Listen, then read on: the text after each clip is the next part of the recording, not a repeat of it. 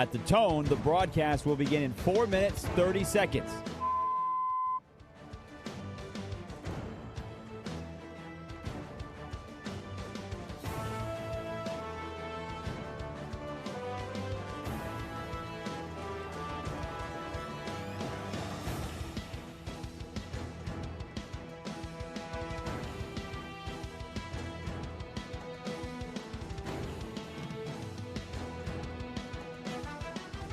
At the tone, the broadcast will begin in 4 minutes.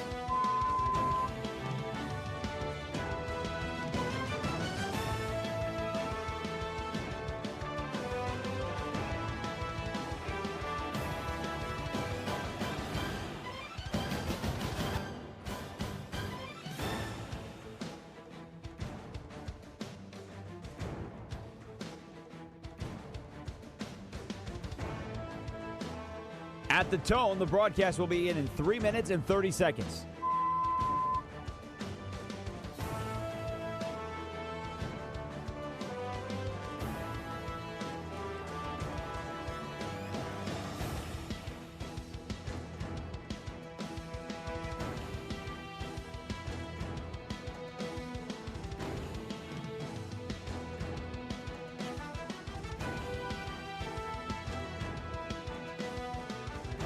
At the tone, the broadcast will begin in 3 minutes.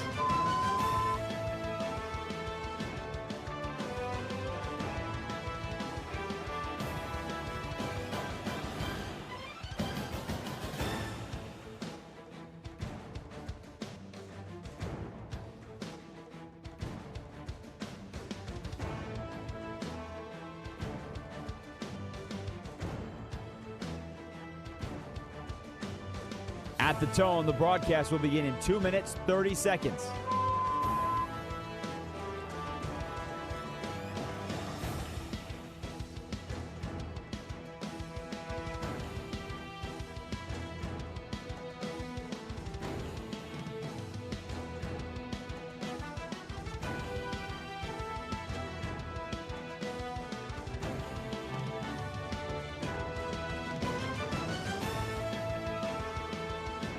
At the tone, the broadcast will begin in 2 minutes.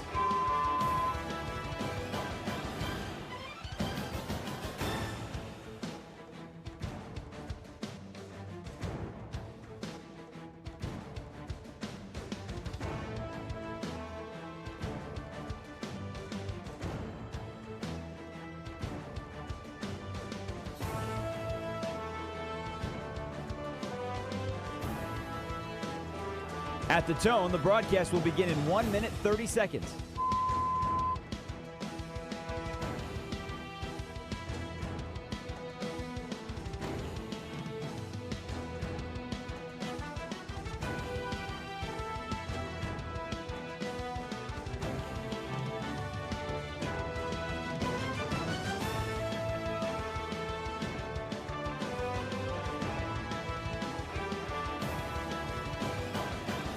At the tone, the broadcast will begin in 1 minute.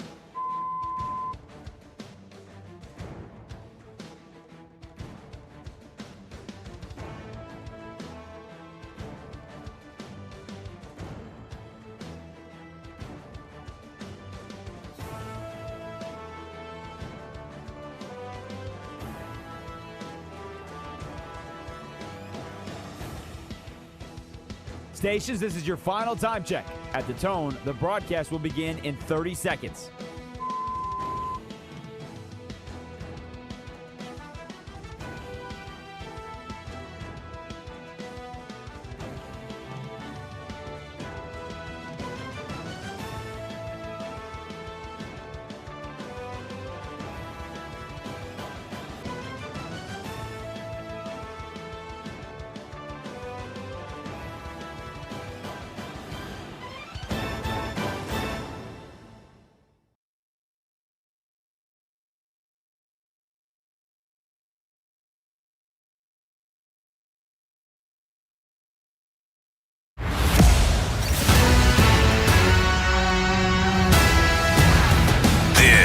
Is Bleck and Abdalla on Westwood One Sports.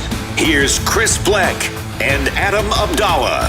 Welcome in to Bleck and Abdalla here on Westwood One Sports, the Westwood One Sports app, Sirius XM Channel 375, all of our great radio affiliates around the country. I'm Chris Bleck along with Adam Abdalla hanging out with you until 3 Eastern on a beautiful Friday, a Friday before a 3-day weekend for many people. Hell, it seems like entering downtown Chicago today, people have already taken off for the weekend, so we're glad to hang out with you. If you're driving to your destination, if you're working from home today, it's Bleck and Abdalla on a Friday. You can join or text the show by calling and texting at 310-840-4910. It's a Friday. All calls welcome on a Friday with Bleck and Abdalla.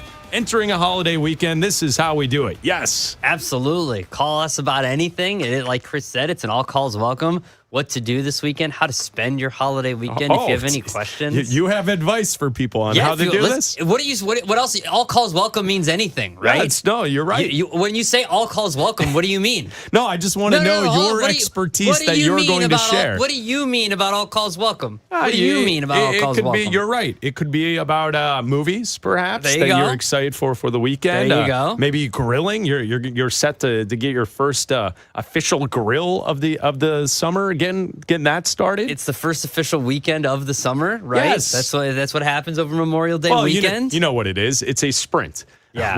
We start the summer here this weekend, and then you sprint to Labor Day. Yeah. And each and every year that passes, as you get older, you say, what happened to summer? What happened? Sooner and sooner.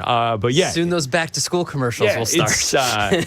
Next week those start up. Yeah. So yes, anything. And Abdalla has tips for your weekend.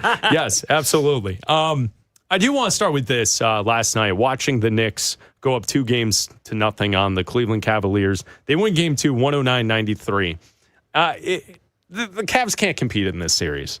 That's what it feels like. Now, obviously, as the series shifts back to Cleveland on Saturday night, you might get a different effort from your backcourt, especially James Harden. But we discussed it yesterday on the show. What did we expect from Harden? Could he play better defense? Could he outscore what he's giving up on the defensive end? He really can't. He had 18 points last night, was not enough. Donovan Mitchell led the Cavs in scoring. It just seems like the mistakes from the Cavs, from like those other players, Mobley, Merrill, like some of those other guys, Strauss at times, like they just don't have enough to compete with the New York Knicks.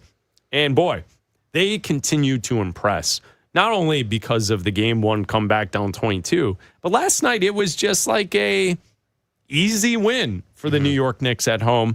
Brunson didn't have to carry all the scoring weight. Josh Hart had a great game, 26 points, 7 assists. So, I mean, everything looks great for the New York Knicks, and they seem like they are a team on way to the NBA Finals. Yeah, and, going into this series, we talked about who would be the better matchup for the New York Knicks. You said that it would be a tougher matchup for them if the Cleveland Cavaliers made it because of their shooting and the way they'd be able to keep up. Well, you know what happens when the ball doesn't go into the basket? You can't win games. And that's what happened yesterday. You mentioned Merrill, 0 for 7 from 3. They had a horrible night shooting, only hitting 26% of their threes, going 9 of 35. And when you do that, you're not going to win games, especially when the Knicks are putting in buckets the way that they do. And so that was the problem yesterday, is everything was missing for, it's not that they weren't getting shots. They were getting up the shots. It's just that they had a very unlucky night where everything was bouncing out. Everything was like kind of tipping out of the basket. And it was just an unlucky night shooting for the Cavs. And it seems like last night wasn't going to be the one. It seemed like game one was the one that they should have stole in New York. Yeah. And now you're looking at maybe a 5-game series and maybe even a sweep, because it seems like the Knicks, you're right, they're just the much better team. And if Harden isn't going to show up at all, like, this could be it. Donovan Mitchell had a decent game, and, he puts up 26 points. And if this is going to be the best you're going to get from him, and that's going to be it, this is going to be over quickly, and it's going to be another situation where the Knicks are going to have, because the finals have a set date of when they're going to start, they're going to have multiple days off as the Spurs and the Thunder. This could go 7 games, and the Knicks might be sitting at home hanging out, All right. waiting for this to start. Easy bing bong. I mean, I understand. I called this 2 weeks ago that the Knicks were going to be going to the finals. Dancing in the streets. They're hyped for their team. I get it. Let's go a little easy on the sweep. Let's see what happens in Game 3. Okay. Usually when series bounce back and forth to the new city, and then you also get the home crowd behind you, you might get a better effort from those other players that surround Mitchell and Harden. Maybe you get a little bit more from Jared Allen or Dean Wade. You get a little more from Sam Merrill and even Evan Mobley. I mean, that is possible. I'm not going to say that this is just a hands down sweep. I don't think that's the case. Okay. But I do think the Knicks win this series. Like that's the case. And I still hold true my thought that this is the best effort that you're going to get from someone against the Knicks in this series. Like, I don't think Detroit would be able to play with this. No. You know what I'm saying? No, like, Detroit would get their ass handed to them too because they can't score. Yeah. At least the Cavs can score a little. Their problem is the turnovers. That's been the problem. That was the problem in Game 1. You know, they also don't really have a stopper. Even though you would think Donovan Mitchell and James Harden, you have two stoppers. And we saw it again last night. Fourth quarter, 18 points in a row from the New York Knicks. Game over. That's it. Good night. They don't have like a go-to set or situation to put an end to something, especially a team on the road. And you know that that's what you need in the NBA playoffs. When things aren't going right and momentum's building, and the other side, you have the crowd in it and all that stuff, and you don't have someone that can jump in there, hit a bucket, put an end to a run, yeah, you're not going to win games on the road in the NBA playoffs like that. James Harden is going to go down as one of the most disappointing superstars of this era. As a guy who just never could win anything, as a guy who could perform insanely well during the regular season, and when you get to the playoffs, just fizzled out. I know he got to a finals, and it didn't work out with the Thunder in that original iteration of the Thunder, you know, with Westbrook and Durant when they had their first run together. Yeah. And then every other team that he's tried to bounce to, with it seems like a different team either every year or every other year, he's just never, ever gotten to that mountaintop again. And obviously, it doesn't seem like they're not going to be able to rattle off 4 in a row here or 4 out of 5 here. You know what I mean? Like they're not going to be able to get to this point here. So I don't think this is going to go well for the Cavs. The Knicks are, and I don't think you mentioned Bing Bong over here. Like, oh yeah, you're dancing in the streets. We're not ready. NYC, here we go. We're not ready for the Knicks in the finals. No, we are. I think that would be great. Society is not ready. I think that would be fantastic television. I don't think society is ready for what happens in the street. Like, they're up 2-0, and I don't know if you saw or opened social media yesterday for what was happening in the streets. Yeah, it's cool. I know you. I love that. I know you. I'm talking to the you out there. I'm talking to you, the listening audience, you out there in the other streets that aren't in the NYC streets. People are loving him, man. I don't know if people are ready for this. Like, this is going to make Philly look like a walk in the park. Like, start greasing poles now for the Game 3 win.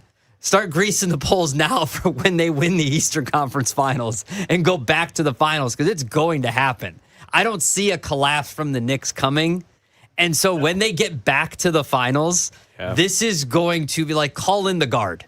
Call in the guard. Like, we got to start lining the streets now for protection, because this is going to be, the Bing Bongs are going to be out. Like, this is going to be something. I don't think society is ready for Knicks fans. I think they are. I think we're ready for the puffy chests to be out this much. You know, I say this with full respect. I'm a Chicago Bulls fan, and I want to see Knicks fans have their day. They're the team that I dislike the most. In my history of a basketball fan, that's the rival, the New York Knicks. Yeah. But with that said, I have respect for them. And that fan base gives a damn. And they show up and they celebrate their team. And honestly, I can't think of many other cities in this country where it is a cooler vibe than the New York Knicks in the finals. Mm-hmm. And the everything that supports that team in that city and everything that goes with it. The weather's getting warm, and it's cool. I've got full respect.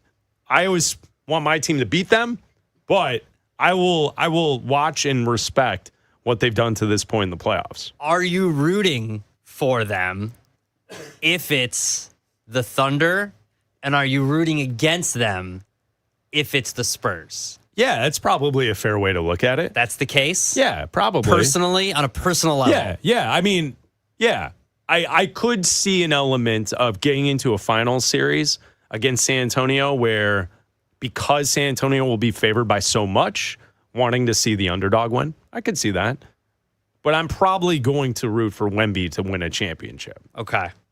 I get your point. Like, in that situation, they're going to be the underdog no matter what. Yeah, they're going to be no matter what, but it's because of how much, as a Bulls fan, hating the Knicks. No, it's easy to root for Wemby and the Spurs. I get it.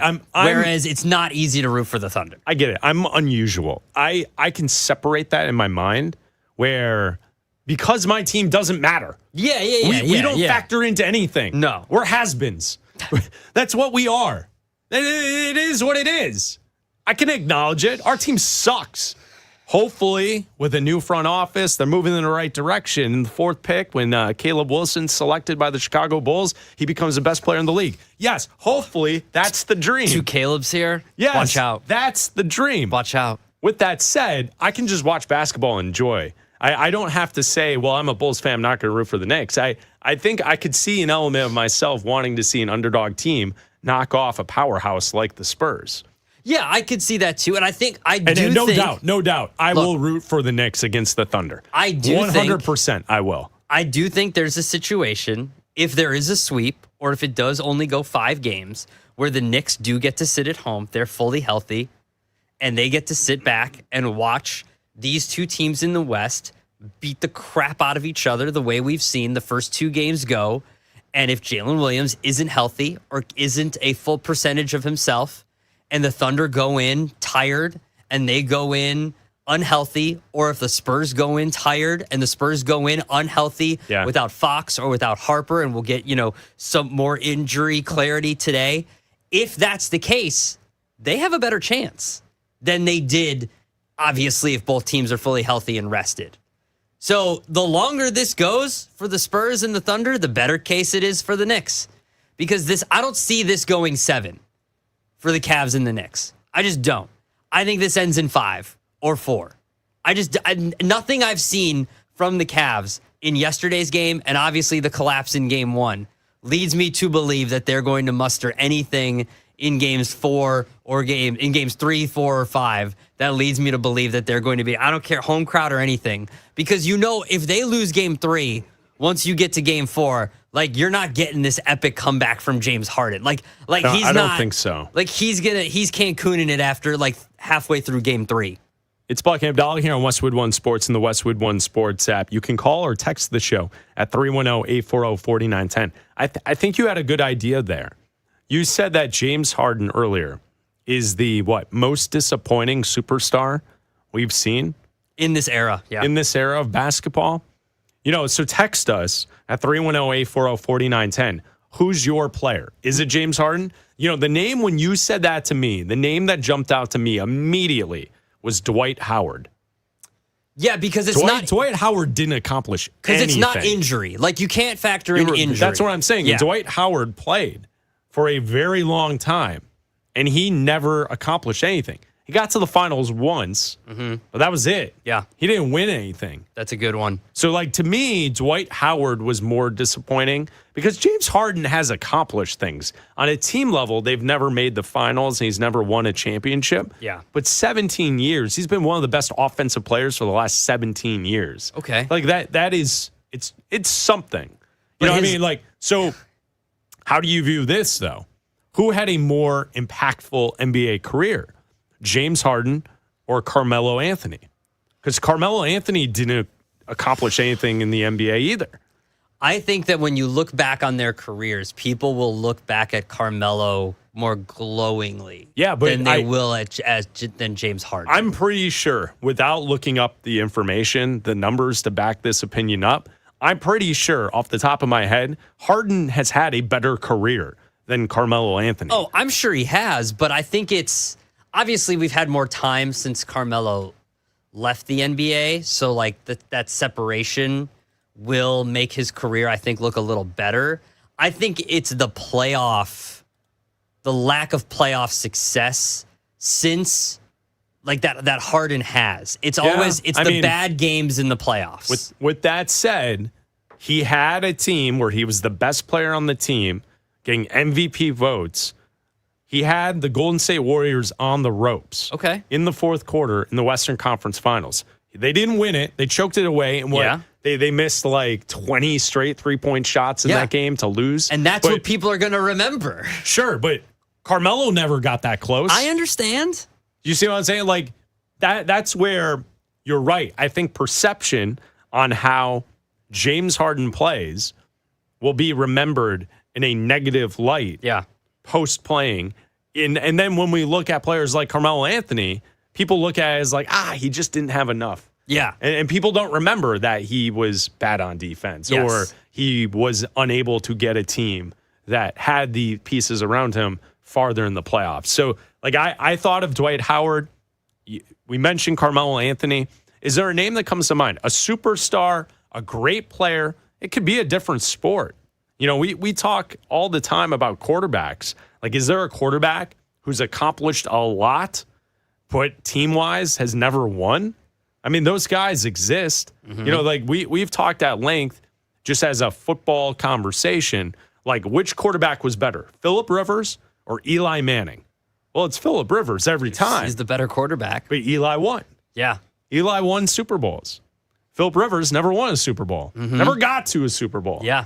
But to me, Phillip Rivers was the better quarterback. Listen, Stafford's lucky he got to the Rams, or else he would have been in that same category too, having been on the Lions for all those years. No, that's a really good point. So you can text the show at 310-840-4910. Let's see, from the 248, Chris Paul. Talent was overshadowed by being a fake tough guy that alienated his teammates everywhere he went. Shout out. Yes, absolutely. Love that. That's great. They told him to go home his final year. And they finally told him to go home. That's great. I love that. Let's see. The 708 texts in, Zion has been disappointing. Embiid, too. He's a bum. P-Crib, what's up, man? He's a bum. I would say this. The Zion thing, he's never accomplished anything. No. So there's like, a he's not difference. James Harden is a legitimate first ballot Hall of Famer. Yeah, like Harden's never been injured. Joel Embiid's a great name. But Embiid's also been hurt for prolonged periods of time. When he's healthy, he hasn't accomplished a single thing. When has Harden missed an extended period of time? Like that's James Harden? No, he's been durable. That's my point. Yeah, is like Harden he doesn't miss a lot of time. His team is like, ever since that Thunder team split up, he's never been able to get back to the finals. He fizzles out in the playoffs because everybody knows, like, even when he was traded even when the Cavs made this trade, they're like, cool, this is great, but you're going to lose in the playoffs because James Harden doesn't play well in the playoffs. Like, everybody knows this. From the 615, texting into the show at 310-840-4910. Chris Paul, point guard? How? Why? All right. Harden may have some competition from his former backcourt mate in Chris Paul. Everyone's been his backcourt mate. Pick somebody. It's easier to find guys that he hasn't played with at this point. Matthew Stafford signed a new deal last night with the Rams. I'll tell you why. This might not be his last season. That's coming up next. Summer's here, and life is on the move. Graduations, vacations, and more. Wherever you're headed, you can count on us. For the daily sports news and analysis you need to hear, listen on the Westwood One Sports app. Wherever you are this summer, Westwood One Sports.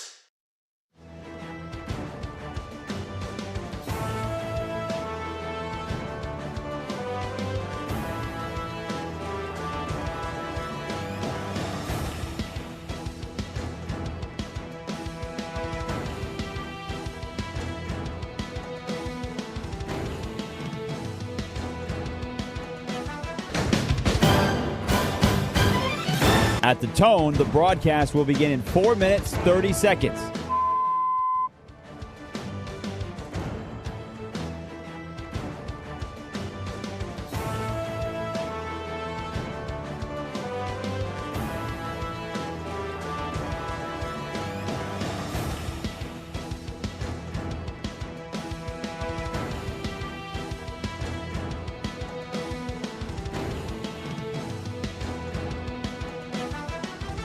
At the tone, the broadcast will begin in 4 minutes.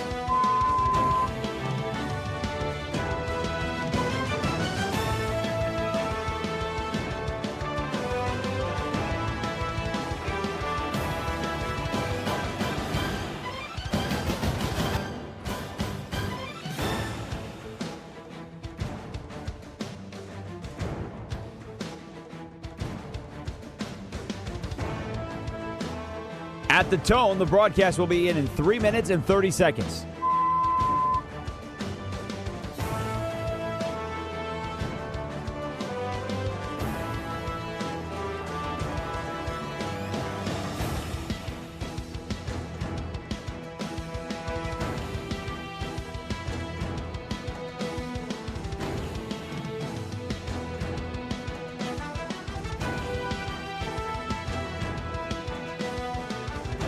At the tone, the broadcast will begin in 3 minutes.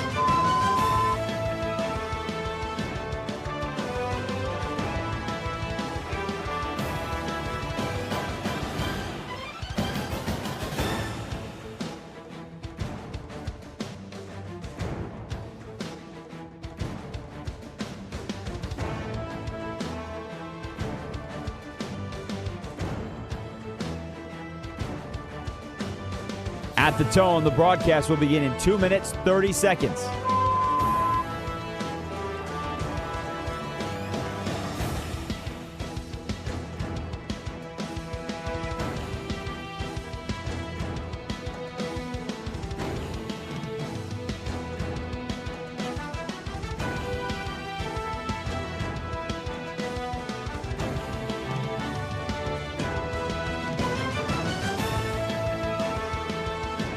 At the tone, the broadcast will begin in 2 minutes.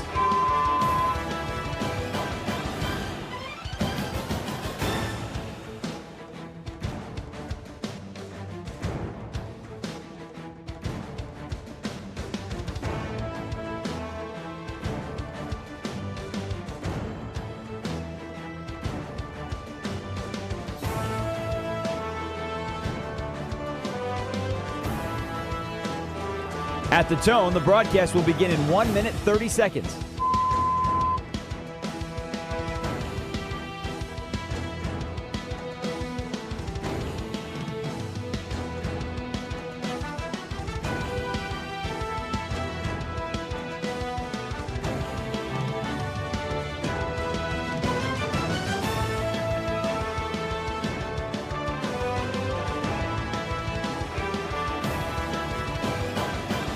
At the tone, the broadcast will begin in 1 minute.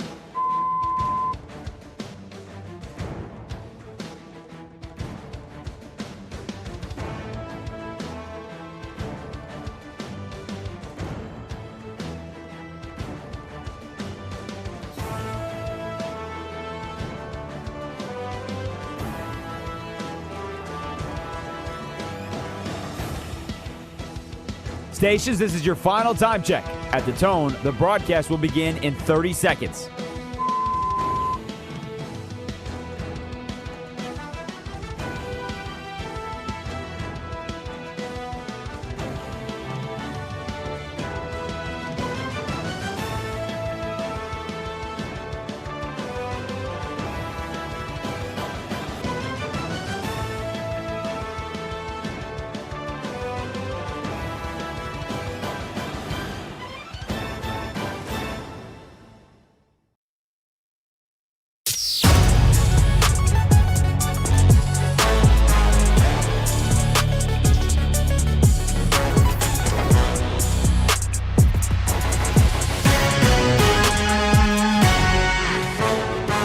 This is Bleck and Abdalla on Westwood One Sports. Here's Chris Bleck and Adam Abdalla. Yesterday, Matthew Stafford and the Rams came to an agreement. 1 year, $55 million for the quarterback to stay with the Rams for this upcoming season. I don't think anyone was worried that that wasn't going to take place, but it is signed, locked in. Here's the thing, Abdalla. I don't think that this is going to be one and done. That's it for Stafford. I don't think that's the case. He won the MVP last year. You're telling me that if he gets through this upcoming season healthy and the Rams are a Super Bowl contending team and they fall just short like they did last year, or if they're playing in the big game in Los Angeles where they would be in their home stadium for the Super Bowl, you're telling me that he's just going to retire when he's still one of the 3 or 4 best quarterbacks in football?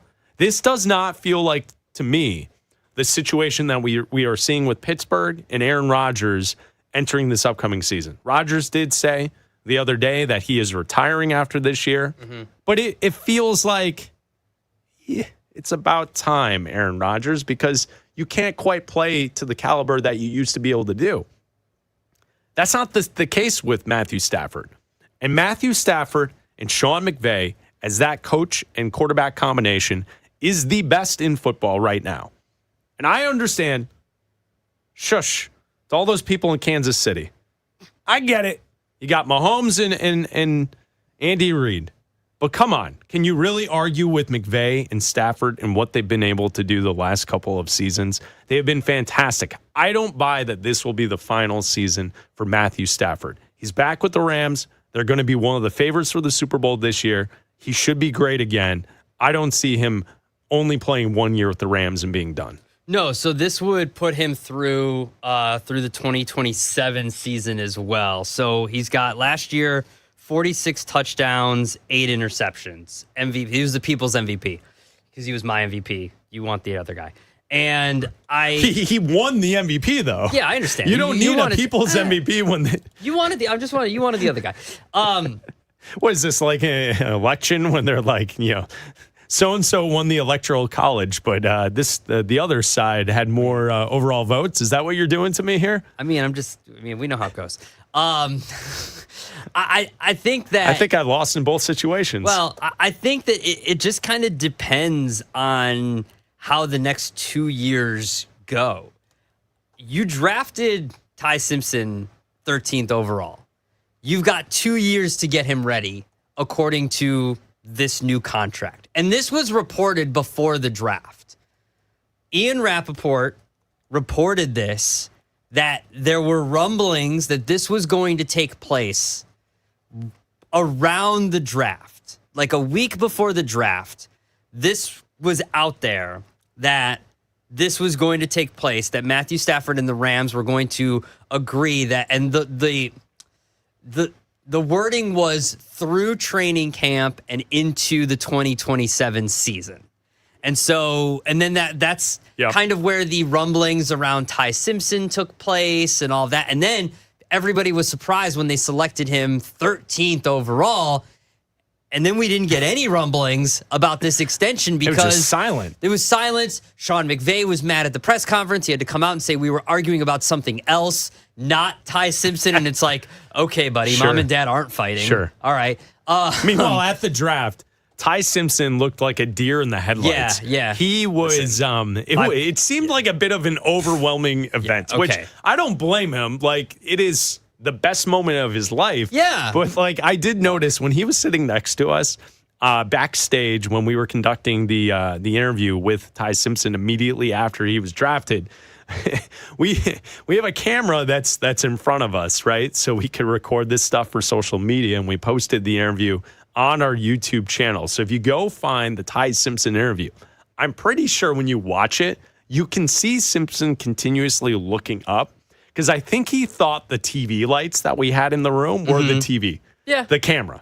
You see what I'm saying? Like he seemed very overwhelmed by the moment, and I'm not trying to throw shade, but sitting at the table with us, he looked like our size. Well, like, look, he didn't look like an imposing quarterback. There's been short quarterbacks before. I don't think he's the shortest. I'm just saying shorter. I'm just saying. Usually, when you sit down to an NFL quarterback, you say, oh, "All right."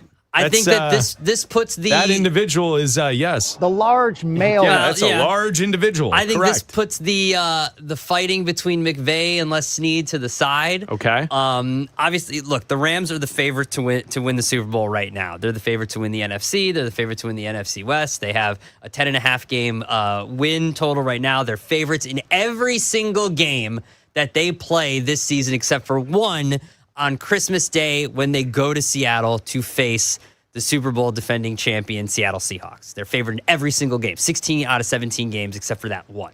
So what does this mean for Matthew Stafford and the Rams? I think this means that he thinks he's healthy enough and physically capable enough to play for at least 2 more seasons and try to win. They obviously made the trade for Trent McDuffie. That was their biggest weakness last year, was their cornerbacks and their secondary of that defense. They still have an elite defensive line. They still have great weapons.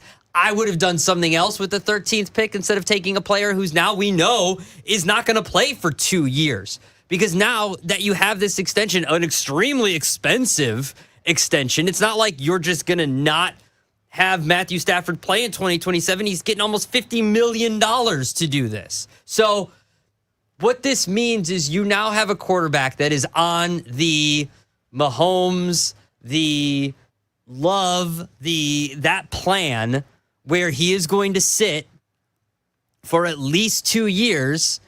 And is it going to be a wasted pick at 13?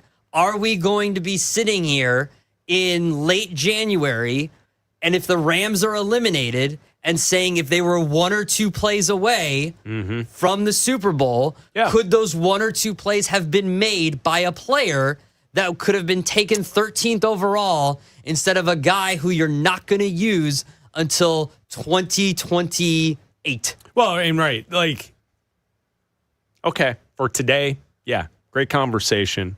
We can talk about it this year. We won't know the answer to this for what, 5 years? Well, I mean, you'll know the answer when he's got to start in 2 years. No, not necessarily. I mean, we knew the answer with Mahomes right away. That it was worth it. Okay. We knew the answer with Aaron Rodgers right away when he started playing. We knew the answers with Love pretty much right away when he started playing, then he was decent. I think it's more of, if the Rams have their quarterback for the next 10 years after Matthew Stafford, then it's worth it.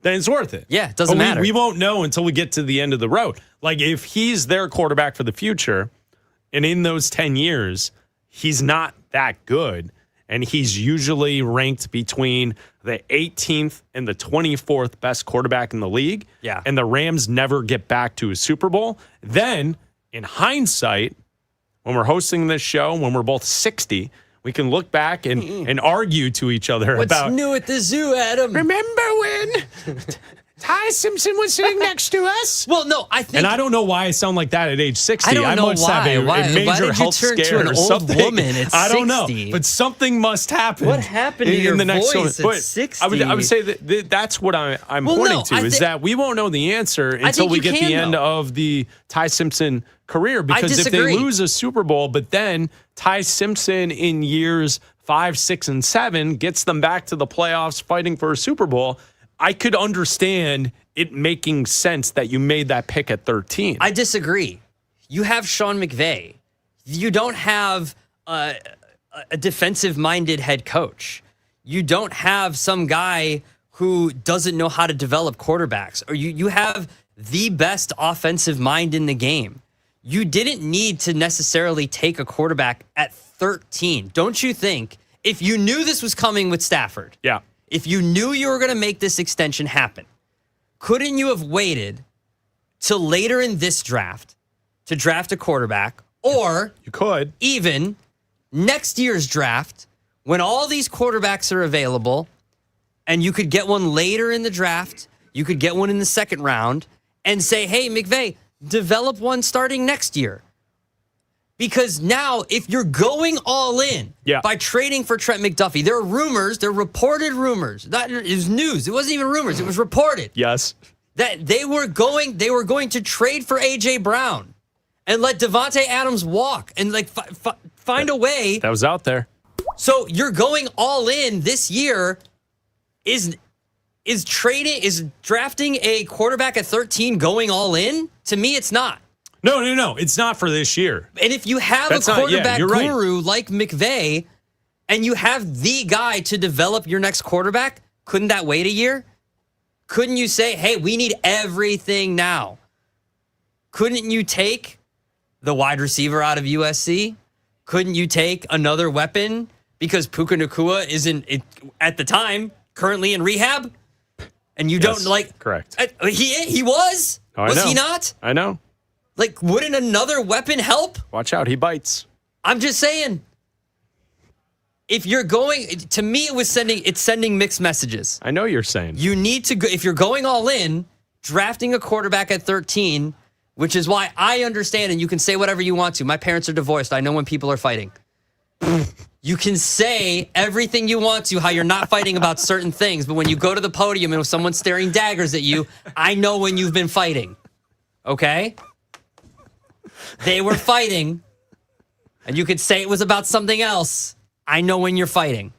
It's Bleck Abdalla here on Westwood One Sports and the Westwood One Sports app. We were talking about James Harden earlier because the Knicks win Game 2 last night. They go 2-up in the series against the Cavs. And Abdalla made the comment that James Harden is one of the best superstars who's accomplished the least. So he's one of the most disappointing superstars that we've seen in sports. We have been taking texts here on the show, and you can continue your text messages. Who's someone that comes to mind with that? I said Carmelo Anthony. I also mentioned Dwight Howard. We have a text from Houston in the 281. The text says, Dwight Howard won a title in 2020 with the Lakers. He was a valuable contributor. Yes, the bubble title. Bubble Correct. title. No, Bubble title. He's right. He was on that team, bubble title for LeBron and the Lakers, and Dwight Howard did play a role on that team. Didn't that ring come with like one of those plastic bubbles over it? Like No, you get in the would quarter just machines? say, Howard's numbers in 69 games they played with the Lakers that season, he averaged 18.9 minutes per game in the playoffs. Dwight Howard, let's see, minutes played. He was down to 15 minutes per game in the playoffs. To me, that's being a valuable contributor to a championship team when you're talking about an absolute superstar. Yeah. I don't know if that's quite the like gotcha moment that our That's friend, like the tail end. Of our his, texter here from the 281 is sending in. But fair, he's right. Howard did win a title. Does have a ring. He did win a title with LeBron and Anthony Davis and Kyle Kuzma and who else? Caruso was on that team. Mm-hmm. That group that won in the bubble, which a bit of an asterisk next to that as well. Yeah. The name that comes to mind to me when it comes to the NFL, now he still has, I assume, a lot of years ahead of him, but he's trending in that direction. Oh, wow. Is Josh Allen. Oh, jeez. Win something, dude. Win something. You got to win something. You're not going to put the James Harden on Josh Allen. Win something. Oh, boy. Win something. What about the defense? He hasn't What about lack of weapons on offense? He hasn't. He does it all by himself. He's never missed significant amount of time. Since 2019, he's played 16, 16, 17, 16, 17, 17, 17. I don't know, man. I thought when you said you had a name for the NFL, I thought you were going to say Lamar Jackson. That too. Win something. Because Lamar Jackson, to me, is a better comp to James Harden, only based on the idea that he's won MVPs, and Harden has been like in that conversation for MVP. But it's Josh still Allen won an MVP. Yeah, but what? He won an MVP. To me, Josh Allen is a more successful quarterback. But he hasn't won anything. And if he doesn't, dude, Drake May's already gone. He hasn't even gone to a Super Bowl. Like, what are we doing here? I know. Like, he hasn't even gone to a Super Bowl yet. What are we doing here? Can you really blame a quarterback like that on not going to the Super Bowl? Yes. In the NBA, you can blame. It's one of 5 players out on the floor for the majority of the game. You asked for a football comp. I gave you one. You asked for a football comp. Okay. I gave you one. Okay. Raj points out Has Joe Burrow been to a Super Bowl? And Raj messaged us about Burrow as well. Okay, Joe Burrow's been to a Super Bowl? Yes. Okay. I would put Lamar, Burrow, and Josh Allen all in a more successful category than, say, James Harden. Okay, but Josh Allen hasn't been to a Super Bowl. He has not. You are correct. Okay. Thank you. So, I'm just saying. You can continue to text the show at 310-840-4910. What do you think of that, Buffalo? Abdalla just called Josh Allen James Harden. No, I said he's trending in that direction. Oh. I just said he's got a lot of years left on his career. Right. He just turned 30. Just get to a Super Bowl, dude. Bleck Time's Abdalla, a-ticking. Sponsored by Progressive Commercial Insurance, protecting small businesses with affordable coverage options. Quote today at progressivecommercial.com. Which NFL player was compared to a football robot from heaven? We'll tell you who that is coming up next. Aaron Rodgers says this season is his last. Yes, this is it. Yeah. Will Rodgers go out like John Elway and Peyton Manning did with a Lombardi trophy in his hands? Westwood One Sports.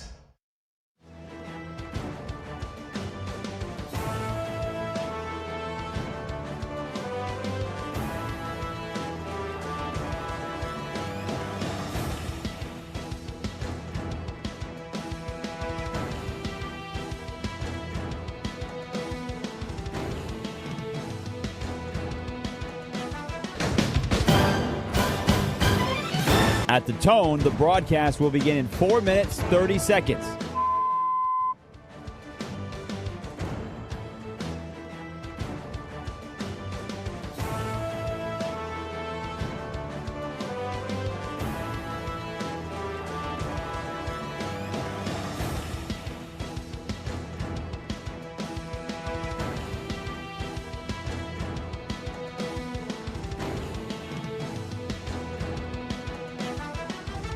At the tone, the broadcast will begin in 4 minutes.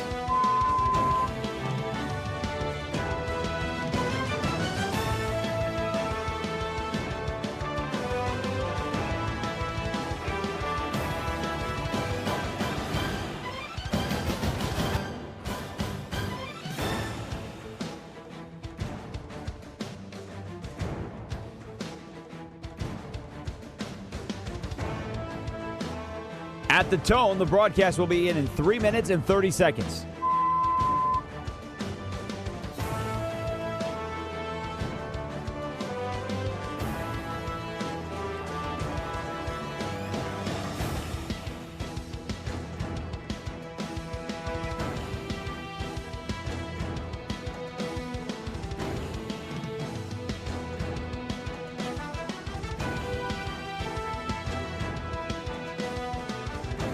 At the tone, the broadcast will begin in 3 minutes.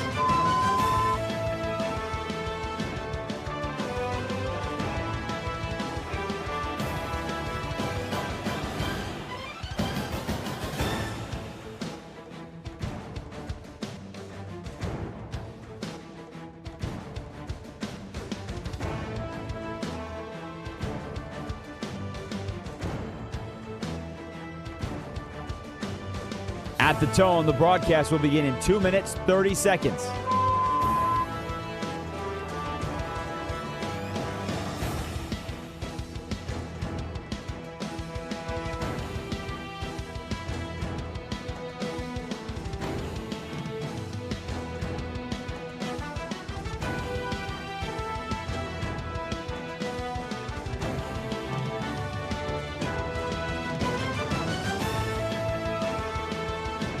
At the tone, the broadcast will begin in 2 minutes.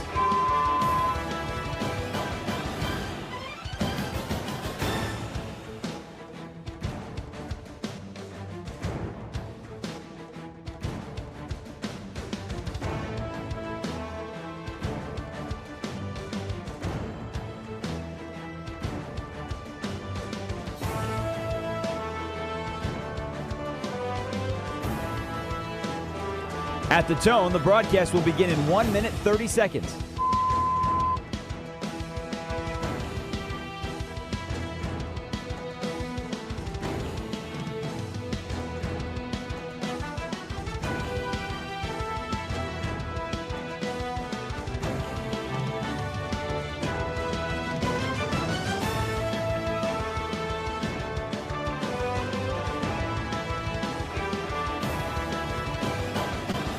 At the tone, the broadcast will begin in 1 minute.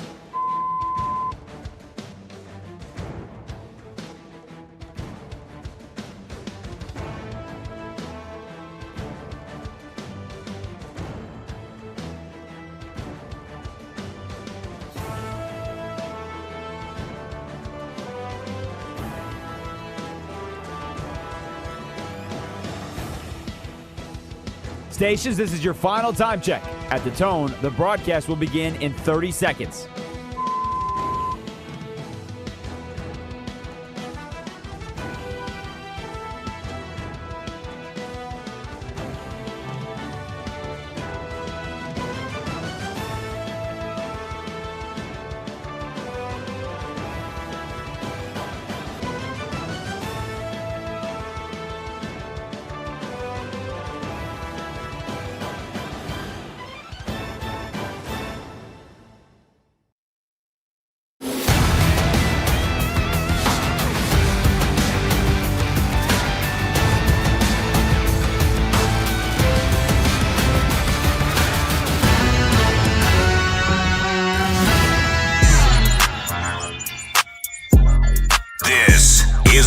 and Abdalla on Westwood One Sports. Here's Chris Bleck and Adam Abdalla. Hanging out with you here on Westwood One Sports. Check out the live stream of the show right there on YouTube. Like and subscribe. Bleck and Abdalla Show. Hang out with us each and every day from noon to 3 Eastern right here on Westwood One Sports. The Las Vegas Raiders have had their OTAs taking place this week. You know, Clint Kubiak was talking yesterday also about how Fernando Mendoza's look good. And then that's certainly a storyline we will follow with the Raiders here in the offseason. And the fact that they also have Kirk Cousins that's there. And we'll kind of see how the outlook for the Raiders kind of shapes up towards the season. How about this? Clint Kubiak yesterday talking about Brock Bowers. And is he a football robot? Yeah, he's kind of a football robot in a good way. He's a football robot from heaven. You know, he's a Cadillac out there. We got to get the most out of Brock. You know, wherever he goes, he's been successful in college and high school. Whoever's coached him, just can't say enough great things about him. Love his work ethic. He is a standard bearer.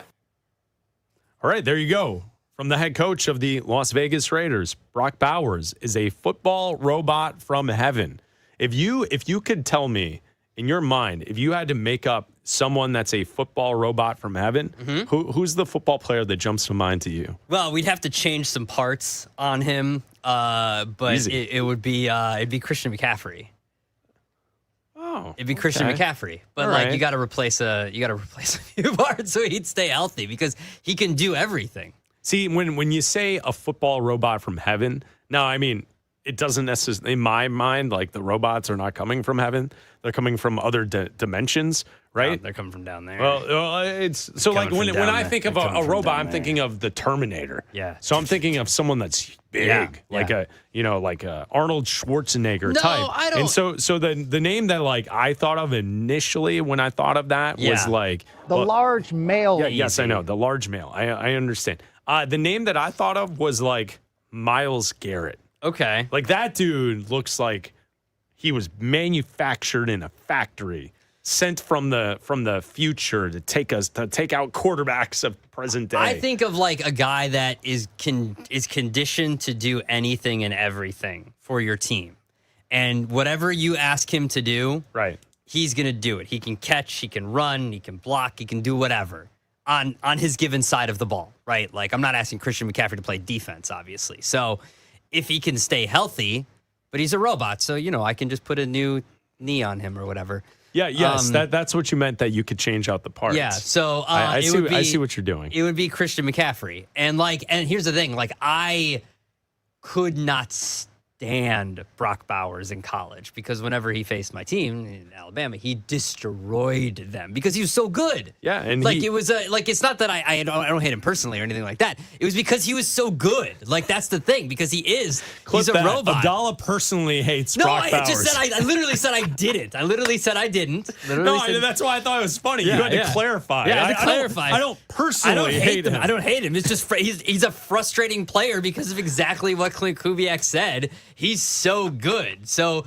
for the rest of the West out there, good luck to you because he's that. And if Fernando Mendoza turns into a good quarterback and get him the ball, good luck to you because he's that good of a player.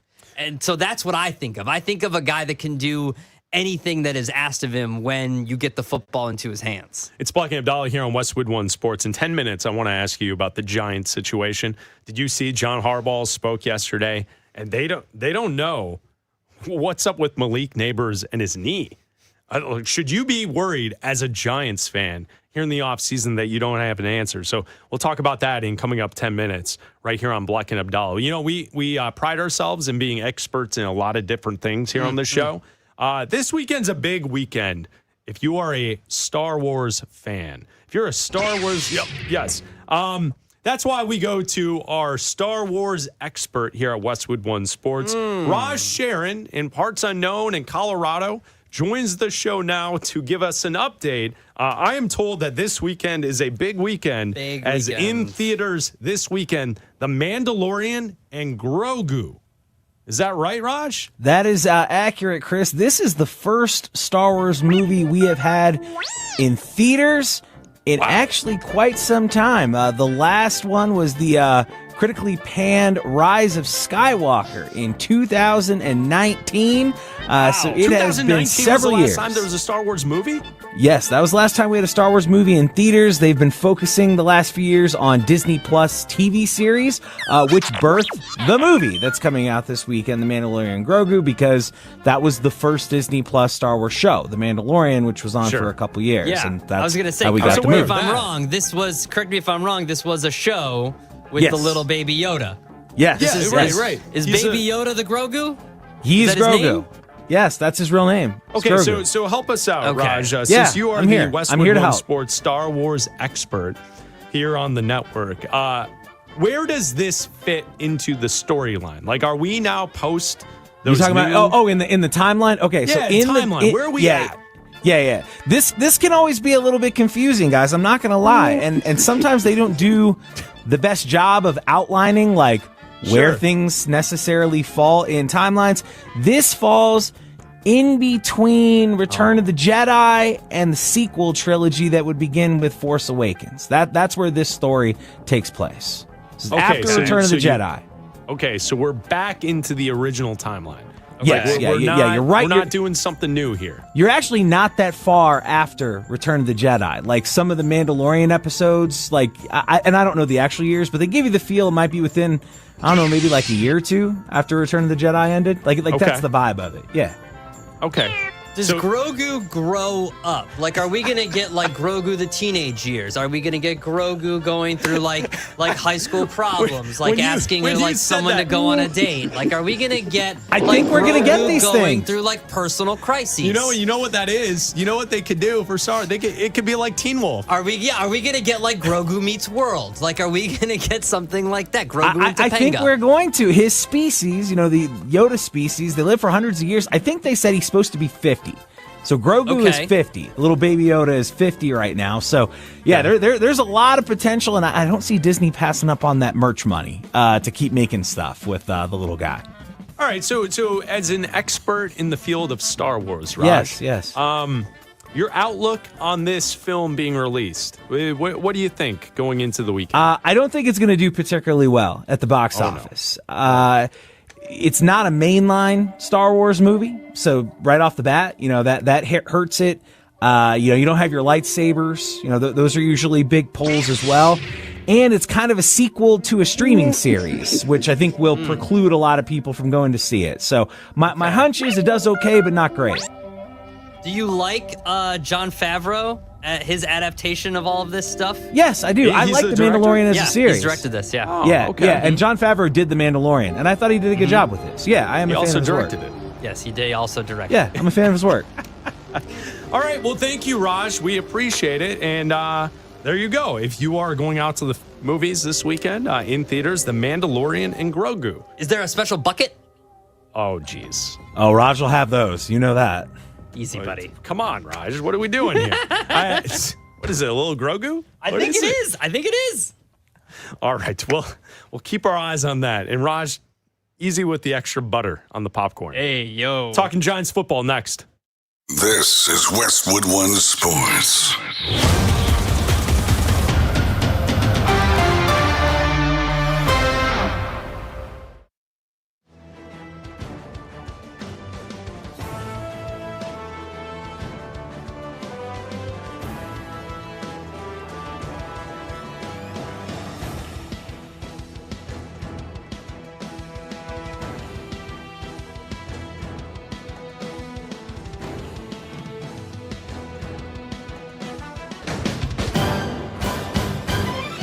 At the tone, the broadcast will begin in 4 minutes, 30 seconds.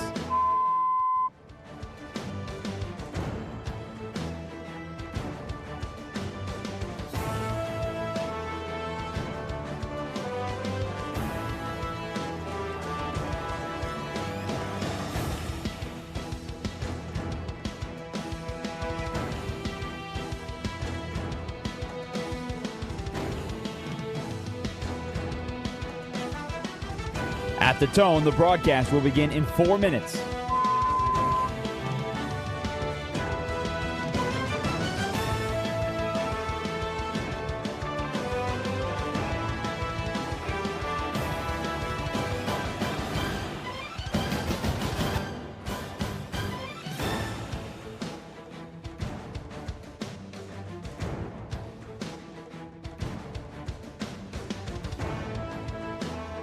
At the tone, the broadcast will begin in 3 minutes and 30 seconds.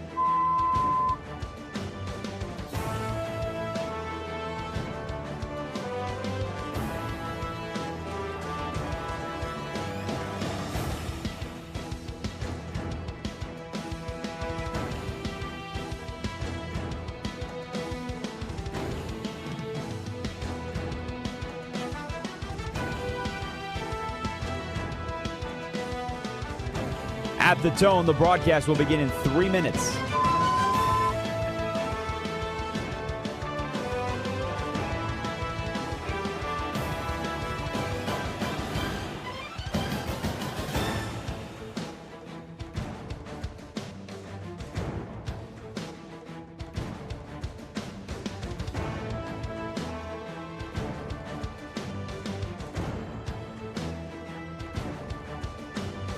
At the tone, the broadcast will begin in 2 minutes, 30 seconds.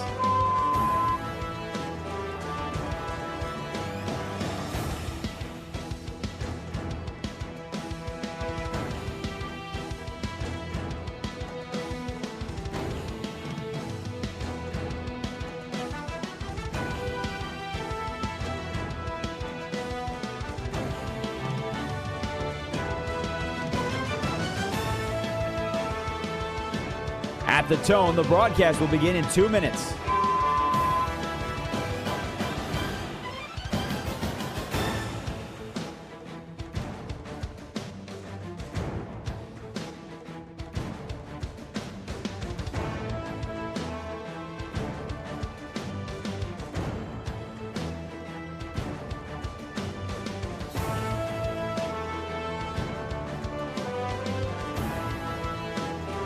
At the tone, the broadcast will begin in 1 minute, 30 seconds.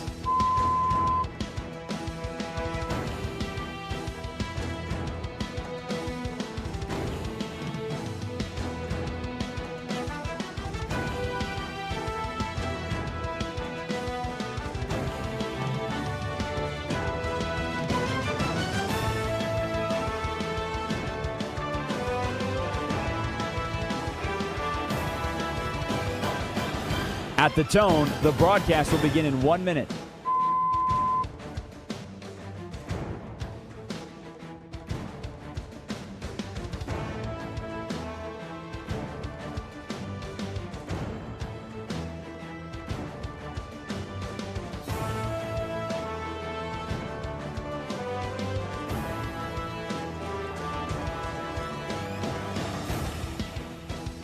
Stations, this is your final time check. At the tone, the broadcast will begin in 30 seconds.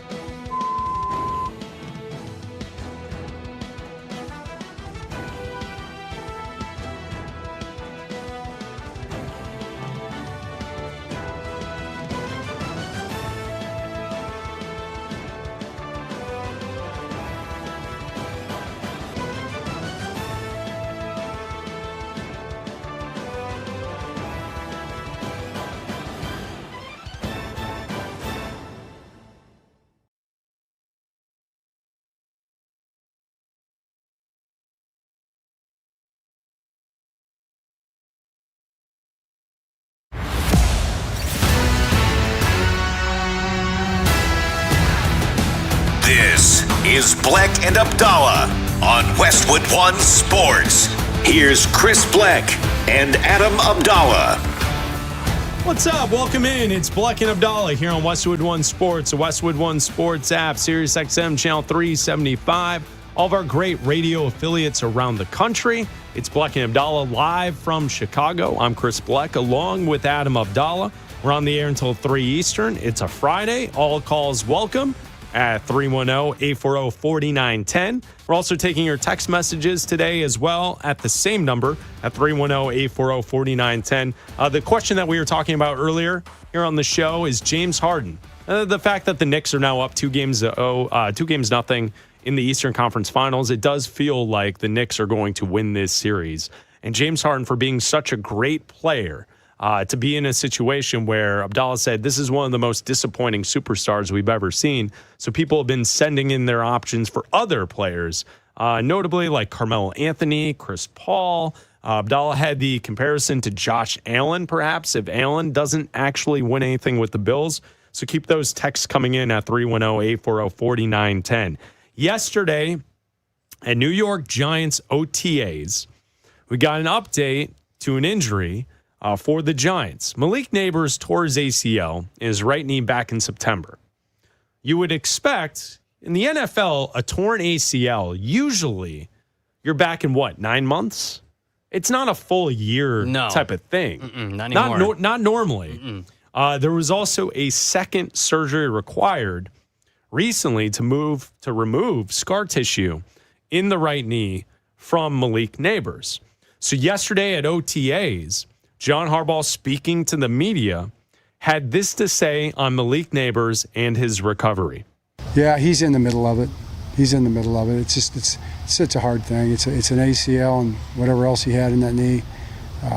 Not a simple knee, So he's in the slog of it, the grind of it, I would say. So he's fighting through it, and he's here every day, working hard at it. Just impossible to predict. I mean, the goal is to start the season and get out there sometime in training camp. That'd be the goal, and we'll see what happens. If he's out there, great. If he's not out there, great.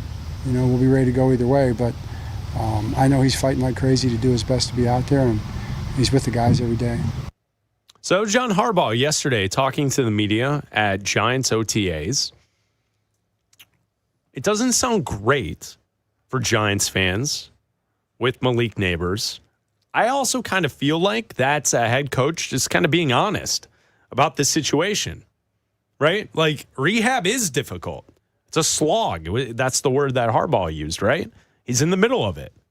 Should Giants fans be worried and concerned that this is the report they're getting from the head coach at this moment here in the middle of May? I think that it's a little concerning that he's still getting stuff cleaned up and that there's still stiffness and that he's not out there, running around and participating at a full level, or at least almost full level. If there wasn't a cleanup, I'd be a little less worried. Like Bo Nix had to have his ankle cleaned up.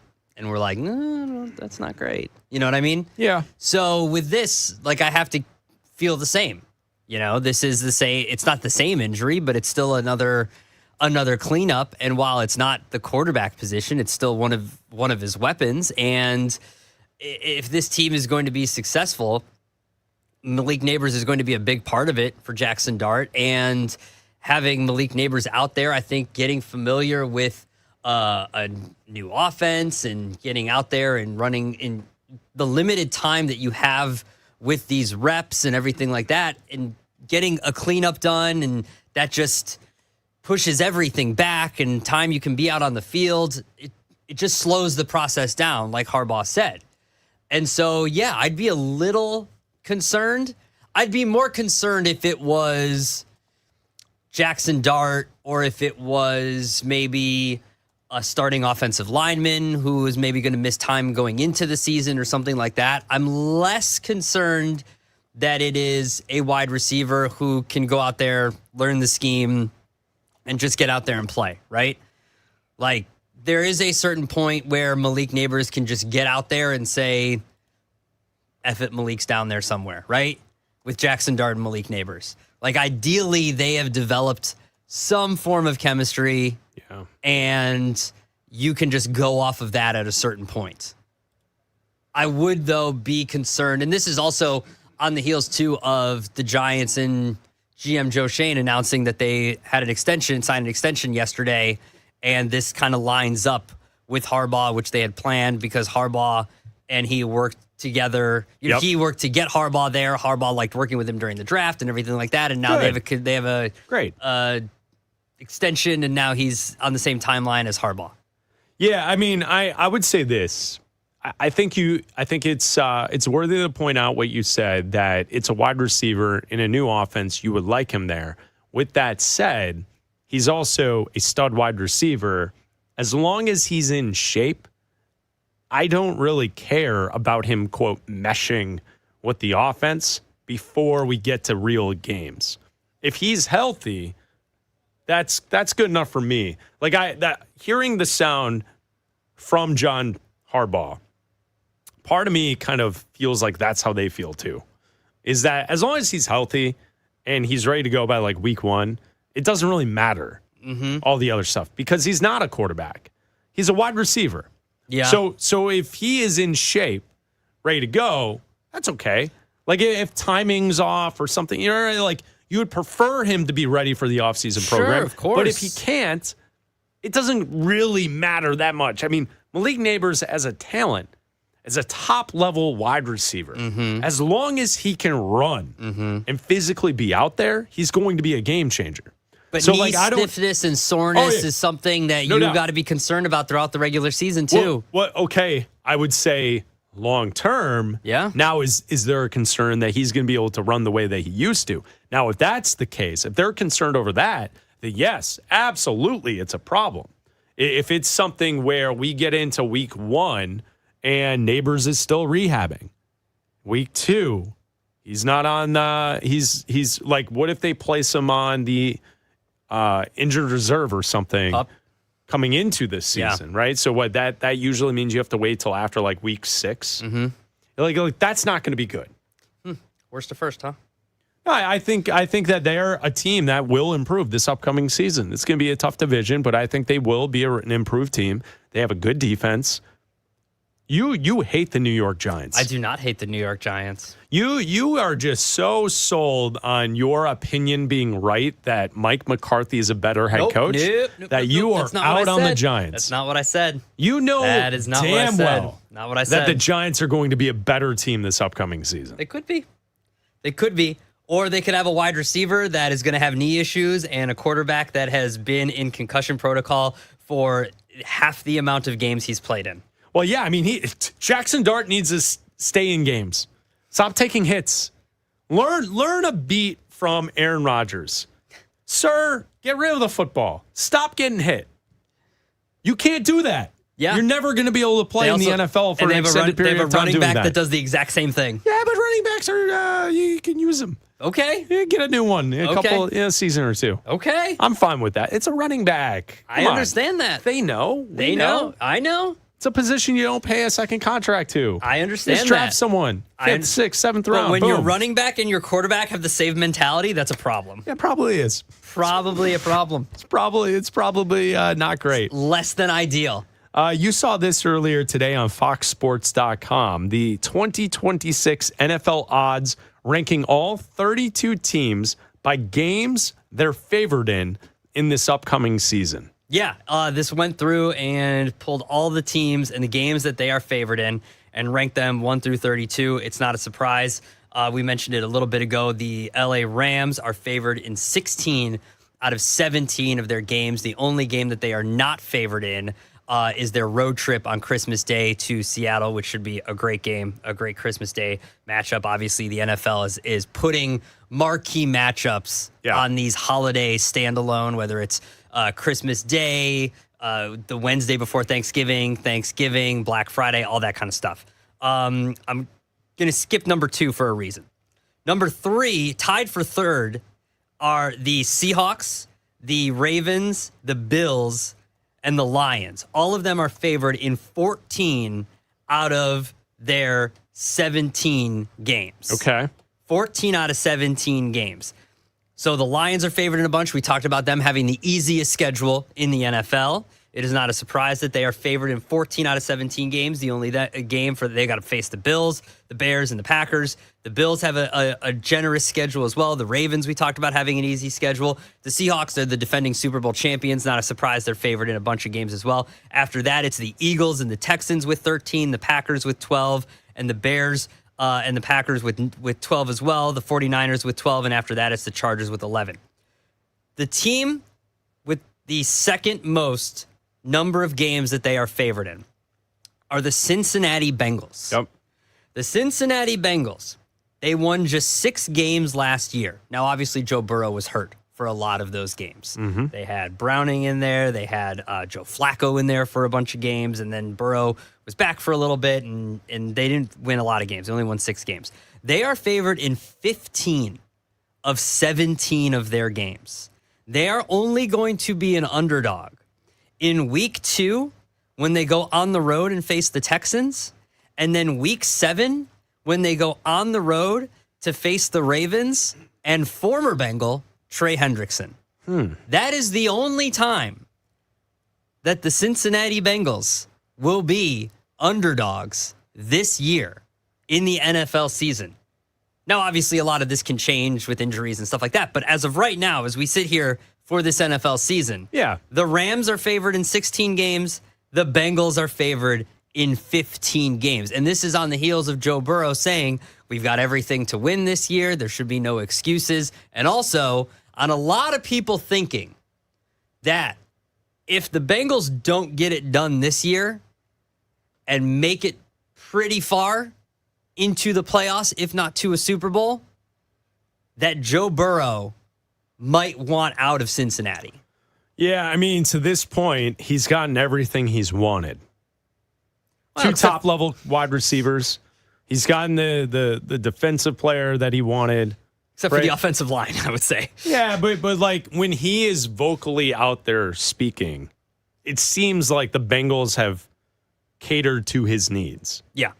It does not feel like there's a lot of friction in them saying, tough, deal with it, you're our quarterback. You make all that money, you got to make up for it by playing better, which is what has to happen.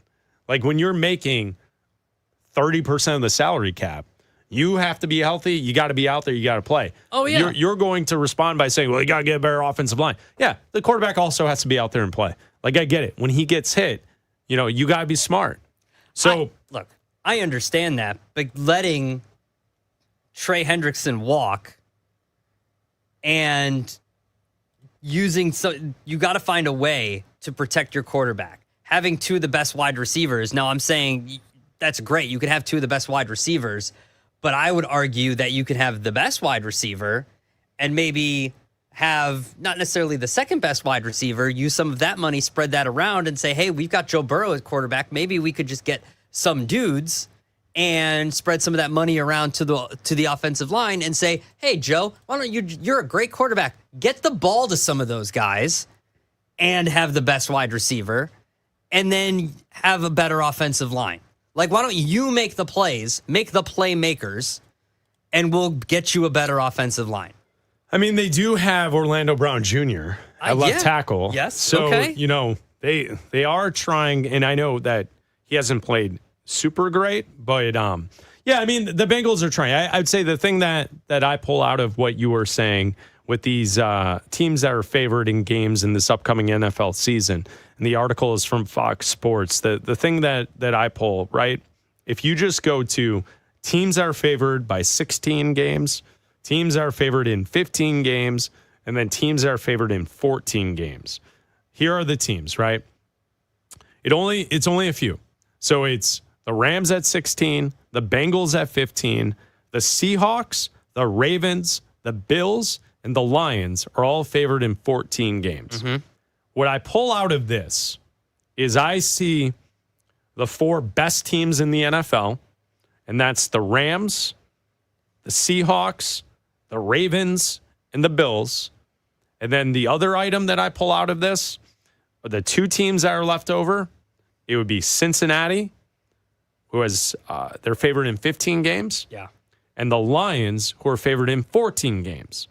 And what's the thing that we knew heading into the schedule release last week is that the Lions and the Bengals have 2 of the easiest schedules in football this upcoming season, based on strength of schedule. So knowing that they're both decent to good teams and they have 2 of the easiest schedules in football, it does not surprise me that they are lumped in the category with the 4 best teams in football, with the Bills, the Ravens, the Seahawks, and the Rams. Because I'm guessing, and we've talked about it here on the show, that if there are 2 teams, if you're looking for, quote, surprise is the wrong way to say it. Teams that did not make the playoffs last year that are likely to make the playoffs this upcoming season, based on their schedule, the strength of it, and where they are as a football team to begin with heading into the season, Detroit is at the top of that list for me. I think they'll win the division. And Cincinnati, because of that schedule, and if they're healthy, they will be a playoff team this upcoming season. Yeah. So it's notable to me that our kind of thought process heading into this, based on what Vegas is now putting out with the point spreads, seems to align with our conversation, because those 4 teams that are in that grouping with those 2, the Bengals and the Lions, those are the 4 teams we've talked about this entire offseason as the 4 best teams in football. Oh, yeah. Rams, Seahawks in the NFC. In the AFC, it's Buffalo and Baltimore. Absolutely. And the games that they're favored in would agree with our assessment here in the offseason. Yep. And real quick, same face, new place. What jumped out to me on the other side, games that they're not favored in, a lot of them, would be 2 teams we just talked about. With Mike McCarthy and Aaron Rodgers now officially a Pittsburgh Steeler, the Steelers are only favored in 7 games this season. And John Harbaugh and the New York Giants are only favored in 5 games this season. Yep. So good luck to both of them in their new locations. There's one team in the NFL, when they look at their schedule, they are not favored in any games. That one team, the Arizona Cardinals. The Dolphins are actually favored in 1 game. Hey! A Week 12 home matchup against the Jets. That's the heat. So there you go. That's the heat. So the article is up there on Fox Sports. And yeah, it's always interesting to see and compare to what the NFL, based on the schedule and what we've seen here in the offseason with free agency and the draft, and then looking at the favored games per team. The Cardinals look at this and go, everything's going according to plan. Yeah, that's true. That's true. And Jacoby Brissett still sitting out. So there you go. Without another Super Bowl, Matthew Stafford is a blank all-time quarterback. We will answer and fill in that blank with Raj coming up next. Remember Deshaun Watson? He's been on IR the last 19 months. And now, the front runner to be the Browns starter. But Shedeur Sanders and Dylan Gabriel are coming for the job. As always, the quarterback carousel in Cleveland is one to watch. Westwood One Sports.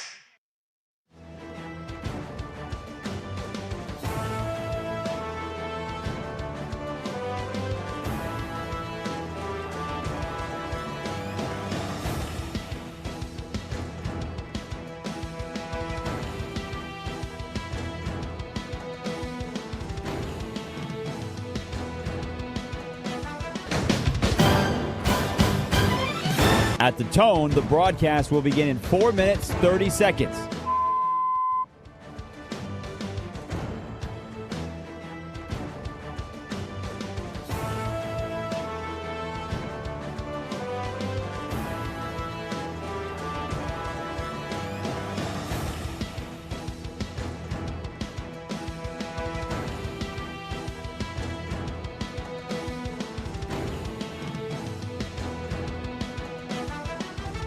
At the tone, the broadcast will begin in 4 minutes.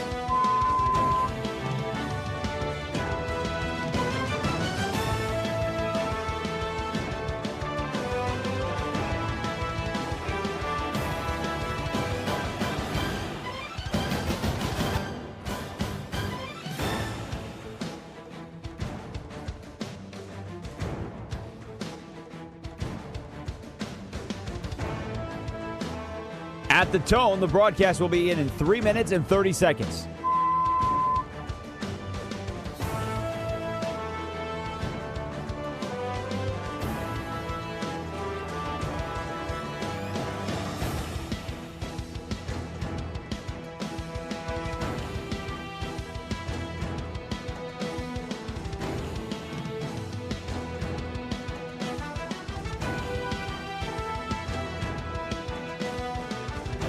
At the tone, the broadcast will begin in 3 minutes.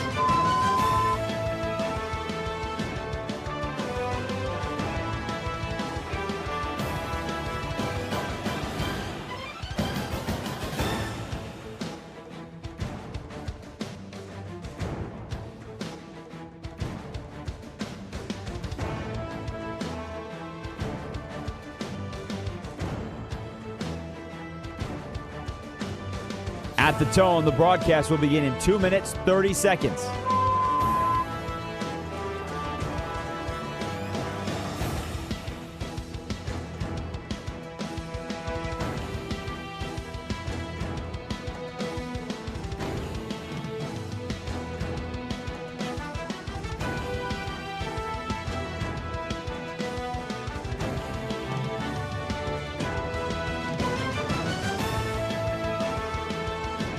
At the tone, the broadcast will begin in 2 minutes.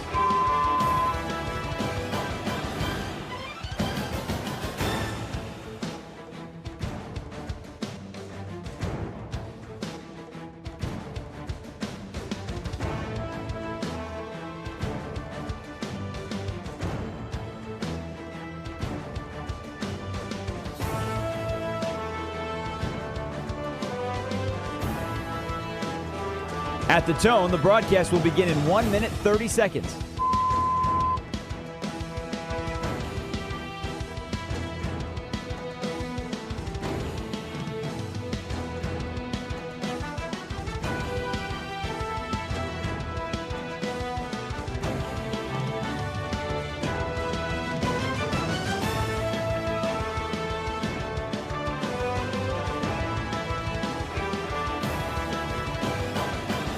At the tone, the broadcast will begin in 1 minute.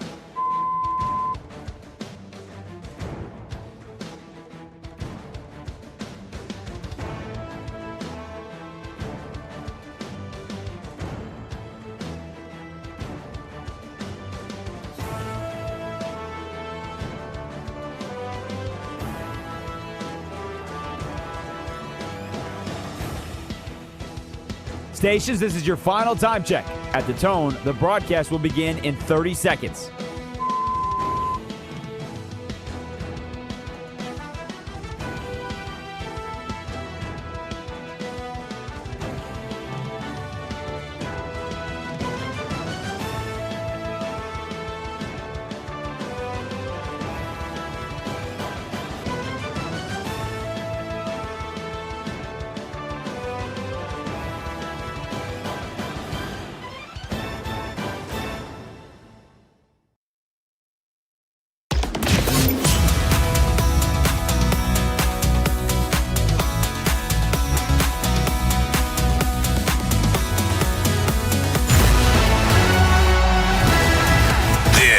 Is Bleck and Abdalla on Westwood One Sports. Here's Chris Bleck and Adam Abdalla. Broadcasting each and every day live from downtown Chicago. I'm Chris Bleck along with Adam Abdalla, hanging out with you here on Westwood One Sports. And the next question comes from the line of Raj Sharan with Westwood One. Please proceed. Please proceed. As we now go to parts unknown in Colorado, it's now time to play Fill in the Blank with Raj. Hello, Raj. Hello, Bleck. Hello, Abdalla. All right, guys, let's get going. Fill in the blank. This is maybe my favorite of these games all week because it really lets you guys stretch your creativity. So we're going to start out with you, Abdalla. Matthew Stafford's got a brand new extension. You mentioned earlier the Rams are the favorite to win the Super Bowl. But if it doesn't happen, if he winds up walking away from Hollywood, Ty Simpson takes over, and he ends his career as it is now with his MVP and his one Lombardi, Matthew Stafford is a blank all-time QB. Abdalla? Without another Super Bowl, I'm going to take off one of your letters here, one of your words, I guess, technically. Without another Super Bowl, regardless, Matthew Stafford is one of my favorite all-time QBs. I love watching Matthew Stafford play. I love watching Matthew Stafford creativity, play. Abdalla. He's always been a gamer. Even though he was in the same division as the Bears, he was never a threat because the Lions were so bad. So, you didn't have to hate the Lions, but you could just appreciate and I know the stat Padford and all that kind of stuff, but he was so, he always played through the injuries and tried to play. I loved watching Matthew Stafford play and still love watching Matthew Stafford play. So I don't know if this was the answer you were looking for, Raj, but he's always been one of my favorite all-time quarterbacks to watch play. That's the beauty of fill in the blank, Abdalla. It is up to interpretation. You fill in the blank. All right, go ahead, Bleck. All right, I'm gonna throw a number on this puppy. I'm gonna give you something. I'm gonna say that Matthew Stafford, without another Super Bowl, Matthew Stafford is a top 10 all-time quarterback in history. Okay. Wow. Top 10. I'm looking right now at the leaders in passing yardage all time in the NFL. Tom Brady 1, Drew Brees 2, Peyton Manning 3, Brett Favre 4, Aaron Rodgers 5, Matthew Stafford is 6. Stat Padford, man. So I get it. Like, a lot of stats are going to point to him being a top 10 guy all time with one Super Bowl. Yeah. So I'm going to say he will be a top 10 all-time quarterback when it's all said and done. If he gets another Super Bowl, we might have to bump him up the list. Wow. Maybe top 6. Ooh. Maybe. Okay. Not 1. I like he it. won't be 1. No, he won't be 1. No, he won't be one. All right, Bleck. Let's go over to the hardwood. Yep. The Cleveland Cavaliers, led by defensive stalwart James Harden, will win blank more games this season. They will win one more game this season. I think the Cavs split at home. They don't get swept, but it could be a gentleman's sweep where you go back for game 5 in the Garden, game over, bing bong. Ping All of the Abdallas and Nick Costoses running wild as the Knicks head to the finals. Yeah. The Cavs will get one Bing bong. Yes, they'll get one more win. I just to be different, I'll say 0. I'll say no. They're done. If they can't win tomorrow, it's over. They're not winning game 4 if they don't win game 3. There's not going to be some last ditch effort by James Harden to try to muster up a comeback. If they can't find a way to win game 3, it's done. So I will be different, and I think they can win one. So I do agree with Chris, but I'll be different and say 0. 0 All right, games. I appreciate that. All right, guys, we just talked about the Giants. They just rewarded much maligned GM Joe Schoen with a contract extension. So I ask you this, Abdalla. Now look, and I know he's no Mike McCarthy going in, but the John He actually Harbaugh is Joe Mike Schoen. McCarthy. He's exactly Mike McCarthy. That's the problem. He's exactly Mike McCarthy. Oh my gosh, I love you. The John Harbaugh Joe Schoen partnership will be blank, Abdalla. I think it'll be fine. It will be fine. I think it'll be fine. I think it'll be fine. Boy. I don't boy. think they're going to be hanging their names from the rafters or anything like that. I don't think they're going to be adding him to NFL films. And you're going to be like hoisting. They're going to build a statue for John Harbaugh. It'll be fine. Outside of Giants Stadium. Like, they're not going to be doing that. So it's just going to be. It's going to be fine. It's gonna be fine. Like, it's not going to. I don't know. I'm not as high on it as Chris is. Obviously. Well, I think it will be successful. That's my answer. It will be successful. Now, that level of success, I think Abdalla is misinterpreting. I don't think that this is going to be a Super Bowl winning pair. I don't see this team winning divisions year in and year out. I just think they're going to be much more improved than the 5-win team that they were last season. Raj, a different day, different question. Yes. Set the over under on division wins. Okay, I'll say for the wait, you mean wins in the division season or division titles? No, division championships. For John Harbaugh with the Giants. Okay, over or under 1.5 NFC East division championships for John Harbaugh as the head coach of the New York Giants. I'm going to go over. I think he gets 2. I think if you set it at 2.5, I probably would have gone under. Yeah, and then that's fair. I can see that. If you would have set it at 2.5, I probably would have gone under. Cowboys and Eagles are good. Washington's there. Yeah. They got a great quarterback. Yeah. Right? At the end of the day, the Giants still have the worst quarterback of the division. Oh, for sure. And a lot of this has to do with the play from the quarterback position. For sure. So, okay. I think they will be successful, Raj. That's my answer. I like it. All right, let's go to the Western Conference Finals. Dylan Harper, by the way, game time decision for tonight. And that may play into your choice here and fill in the blank, Bleck. The most important player tonight in Game 3, not named Victor Wembanyama or the man who now has, Operation Games named after him, Shai Gilgeous-Alexander. Oh, that's an inside one if you're on Twitter. The most important player tonight, not named Wemby or SGA, is blank.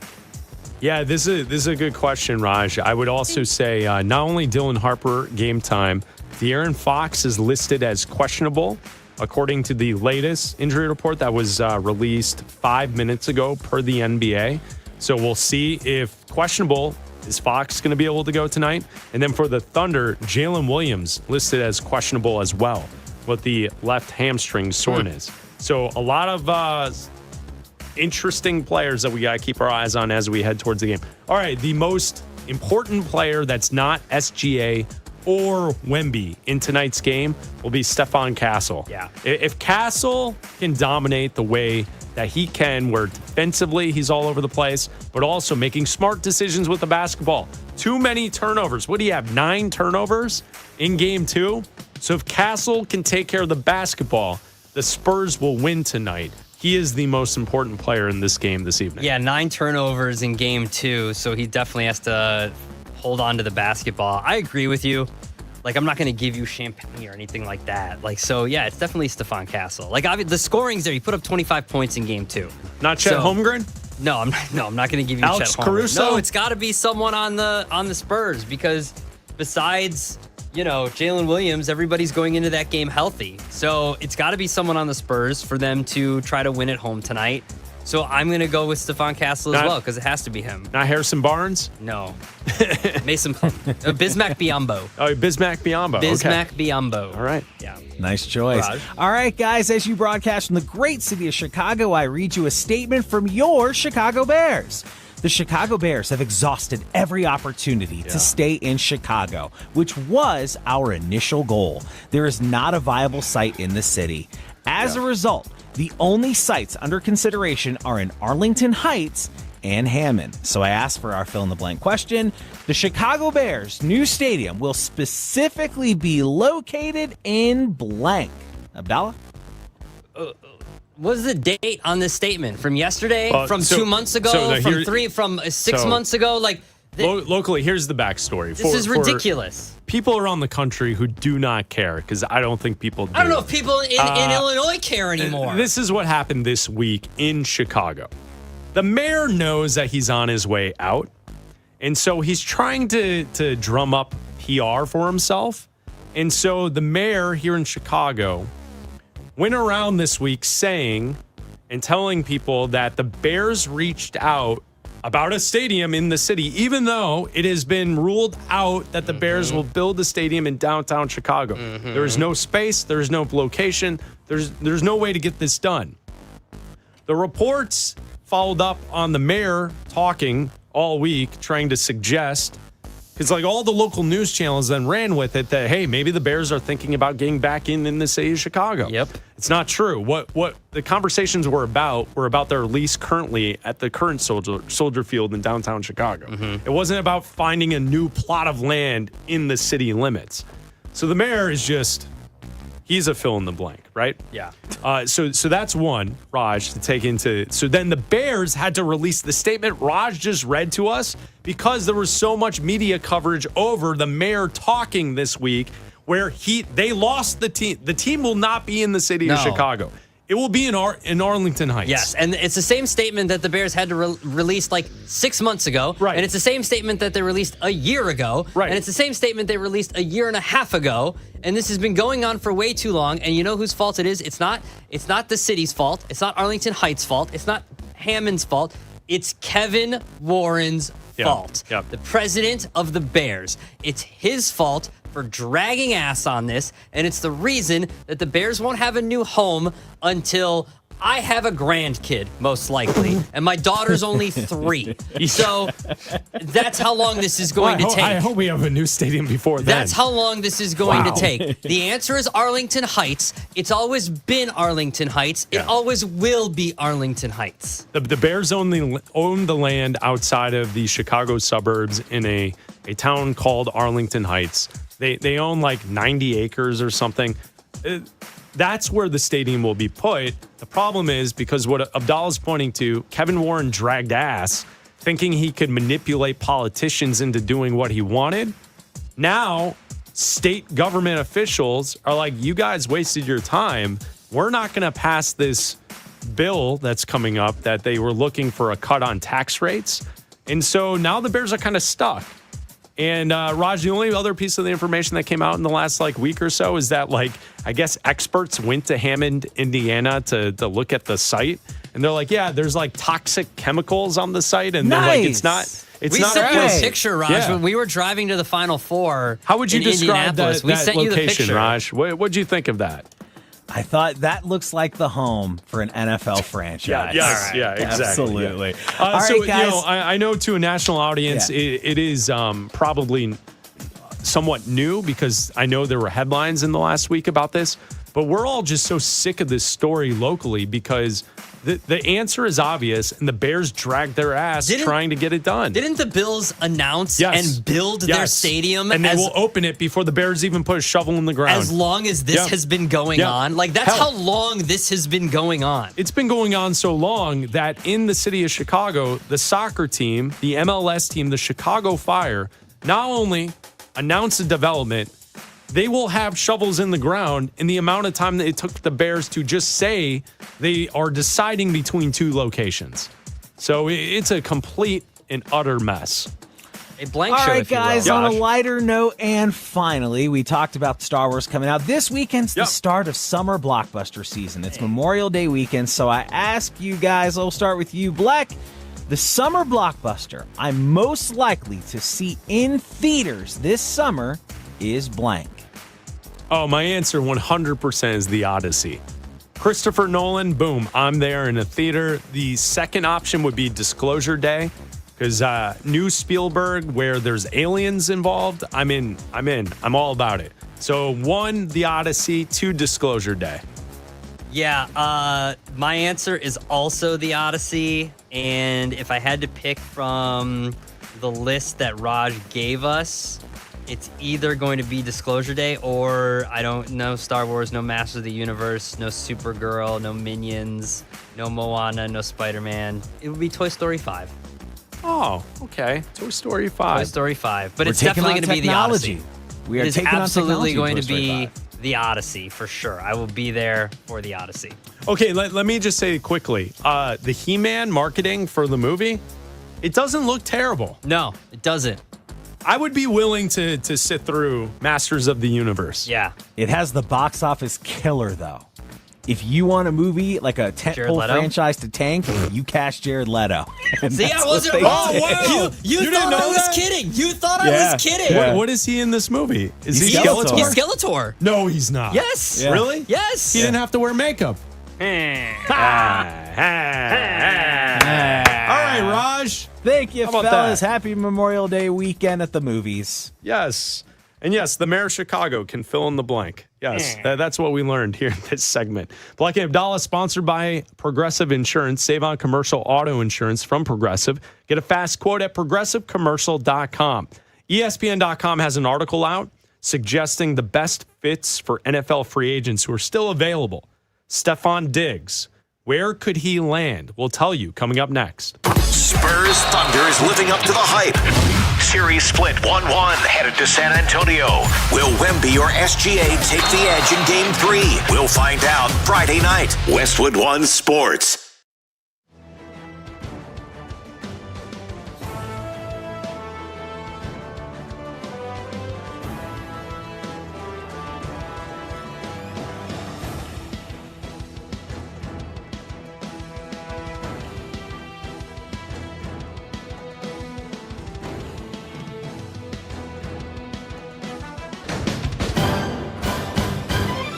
At the tone, the broadcast will begin in 4 minutes, 30 seconds.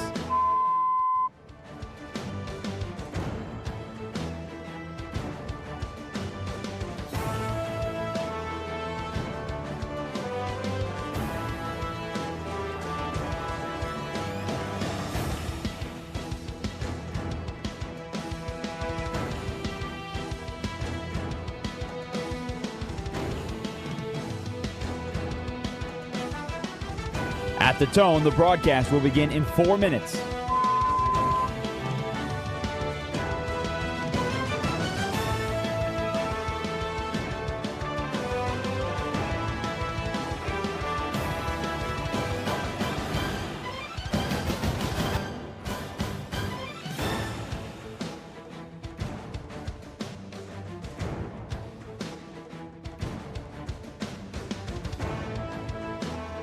At the tone, the broadcast will begin in 3 minutes and 30 seconds.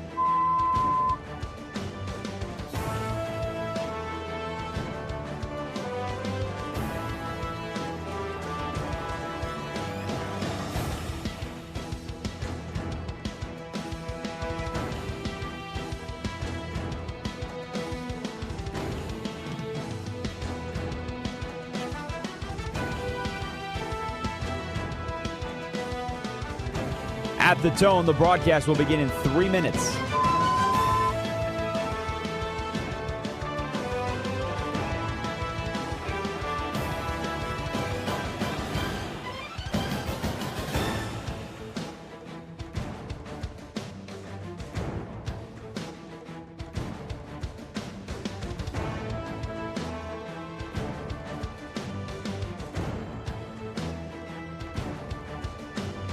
At the tone, the broadcast will begin in 2 minutes, 30 seconds.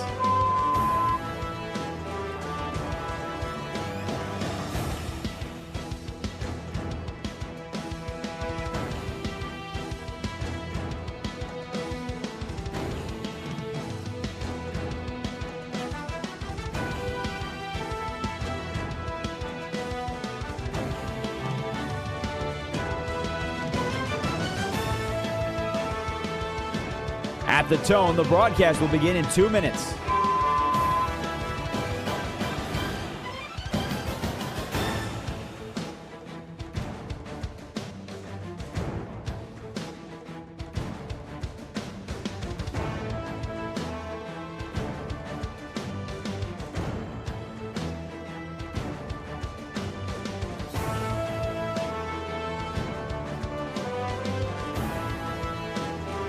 At the tone, the broadcast will begin in 1 minute, 30 seconds.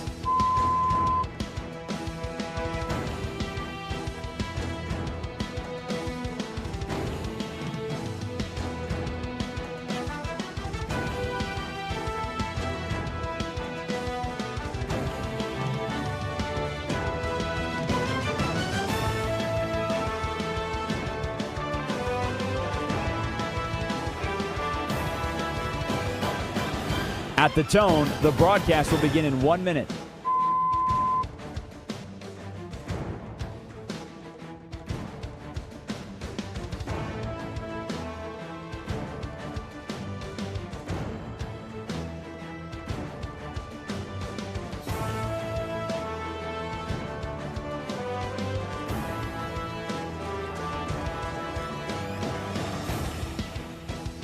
Stations, this is your final time check. At the tone, the broadcast will begin in 30 seconds.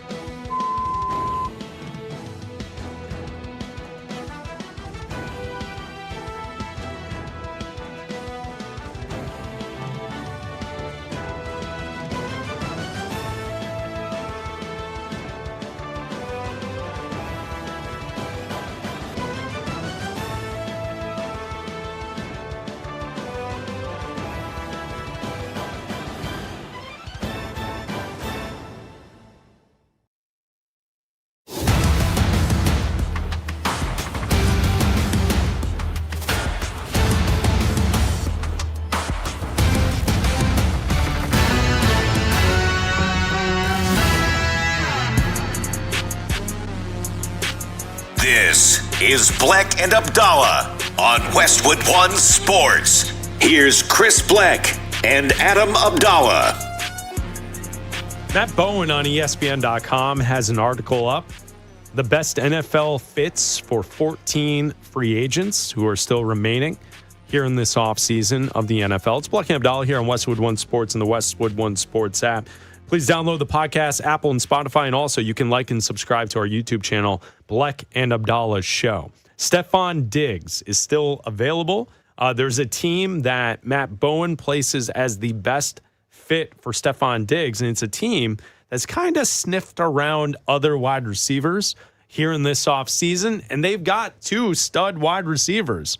Probably they have the best wide receiver in football, you could argue, in Puka Nacua. Mm-hmm. Are the Rams the best fit for Stephon Diggs?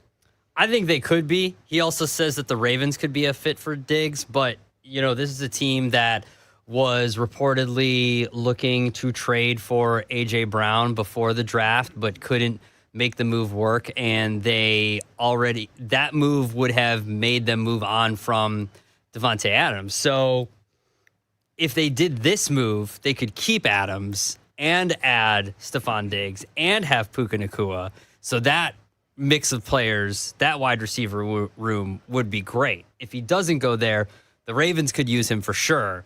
I think that wide receiver room would be good as well. But, I mean, if the Rams add him, that would be, they're already favored to win everything in the NFC. I feel like that would put them over the edge for sure. And a team that's already going all in on everything, and you should have added a wide receiver at 13, why not just add Stephon Diggs as well? Yeah, I'm with you. In the article on ESPN.com, Deebo Samuel is listed as well. He has yet signed anywhere, and the best fit team for Deebo Samuel would be the Colts, which is interesting, right? Daniel Jones back at quarterback for the Colts. Their offense at the end of this season kind of fell apart, but that was mainly because of Daniel Jones not being there for the Colts. So I think that's a notable one. A couple other names on the list that I think is fascinating. You look at a couple of guys defensively, edge rushers, right? At this point in their career, you usually hear NFL teams say like the hired gun, right? Like the guy that comes in for one season to rush the quarterback. Jadeveon Clowney has been that player for the last couple of seasons. He can still participate. He's still pretty decent, right? So you look at what Clowney was able to do with the Cowboys. 8.5 sacks, 32 pressures in 13 games for the Cowboys. The best fit, according to Matt Bowen, the Detroit Lions.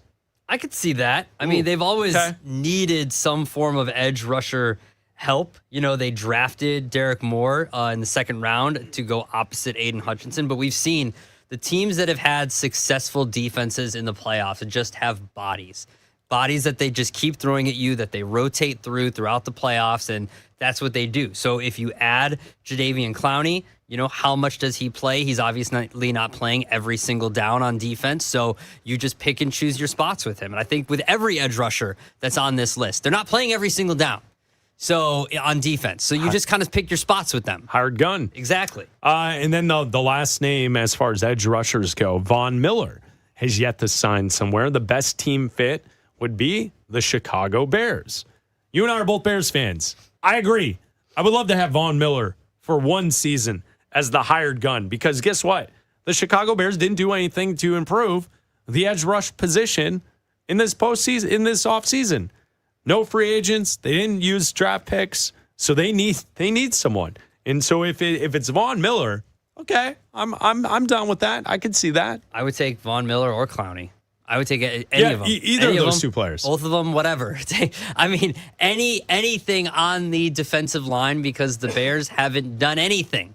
They're just hoping that they can get healthy. And it says, you know, the return of Daya Adengbo and Shamar Turner. Adengbo with his Achilles injury. Shamar Turner tore his ACL. So they're just hoping with health and better coaching from Dennis Allen that team will just get better on defense, who relied on turnovers so much to make their defense good last year, or decent last year. They had one of the worst defenses in the league besides turnovers, and they had the most comebacks in the last 2 minutes of games last year in the history of the NFL because their defense was so bad last year, and all they added was secondary help. Yeah. Kobe Bryant, they drafted in the secondary as well, so adding any edge rush help would be great. Would be something at all. It's Bleck Abdalla here on Westwood One Sports and the Westwood One Sports app. Coming up in 10 minutes, I've got the numbers for how many times Shai Gilgeous-Alexander shoots the basketball and then falls to the floor. Oh, no. The numbers are out. Tom Haberstroh is a man after my own heart. He did the work. I think he wrote in the column that he reviewed over 1,000 shots. That's a lot. To then chart how many times individuals around the NBA are flopping and falling after their shot. So I've got those numbers for you in 10 minutes right here on Westwood One Sports. I do want to spend a moment here and give a shout out. Give a congratulations to young people around the world. Oh. Shout out to all the young people. Have you noticed recently that you have all the different graduations taking place in the last couple weeks. And shout out to the young people, the Gen Zers who are graduating from college. And shout out to those people booing commencement speakers who try and promote AI technology to them. Have you seen this movement? Yes. Have you seen the movement of the young people at the commencement speeches who are booing those who are there to tell them that AI is going to take their jobs? Mm-hmm. So I just wanted to say from the Bleck and Abdalla show, we see and we hear you. And yes, we are part of the fight as well. Yeah. Against the AI technology taking over and trying to disrupt our lives. Did you see... shout out to the young people pushing back on the man. I love it. Did you see what the Apple co-founder Steve Wozniak said? What did he say? So he's the Apple co-founder who was forgotten about. Forgotten about. He was the guy that was in the garage with them, but he was the guy that was pushed aside. He's like the Beatle that left. Yeah, no, I know. So he went to make an AI reference, and he said to everyone, "You all have the use of AI, actual intelligence," and they cheered. Oh yeah! They cheered right. because he's saying, "Use your minds, not the computers." Okay, so I wanted to give a shout out to young people, the Gen Zers listening to the show. You are all fighting the good fight. Yeah, because pushing back. They want their jobs. It seems like corporations. Seems like we're starting to see a change in philosophy. Here's the latest news. Did you see this from, I believe it was yesterday? Starbucks is retiring their AI inventory tool across North America after it reportedly miscounted and mislabeled store items. So there you go, walking it backwards. Starbucks, walking it backwards. I have another story from a corporation. Did you see the story about Pizza Hut? Oh. Pizza Hut was using AI bots to try and assist with their delivery system. And after the study was done in trying to assist with the delivery system, they realized that the AI bots were delivering pizzas at a 50% slower rate than humans. And so, boom, Pizza Hut walking it back. As someone who they're not going to use the AI bots anymore either. As someone who used to deliver pizzas, I guarantee you I'm faster than a robot. See, so there you go. So we got two situations with Starbucks and Pizza Hut, both walking back, fighting the good fight against the AI technology. How about that? Young people leading the way. Good for them. One by one, finally doing something. I mean, it really, and we've talked about it here on the show, this feels like the same thing we talk about with the college football playoff. Nobody is asking for 24 teams, but big corporations and conferences keep telling us that's what we want. It's going to happen. Meanwhile, AI, who actually wants this? It's going to happen. So there you go. Even Raj doesn't want AI technology. Raj doesn't want AI either. Hey, Raj doesn't want that. Thanks, Raj. No, don't want it. No, he doesn't. All right, the numbers on Shai Gilgeous-Alexander flopping. It's not just the perception, it is reality. We will tell you those numbers coming up next. This is Westwood One Sports.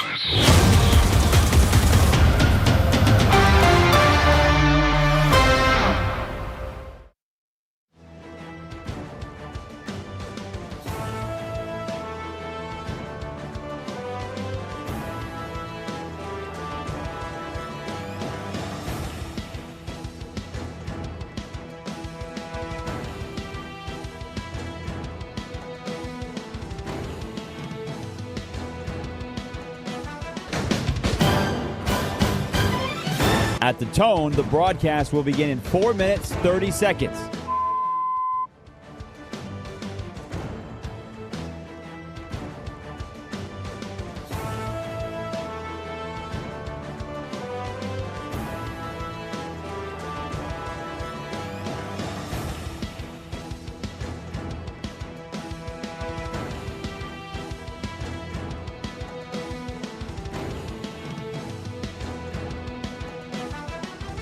At the tone, the broadcast will begin in 4 minutes.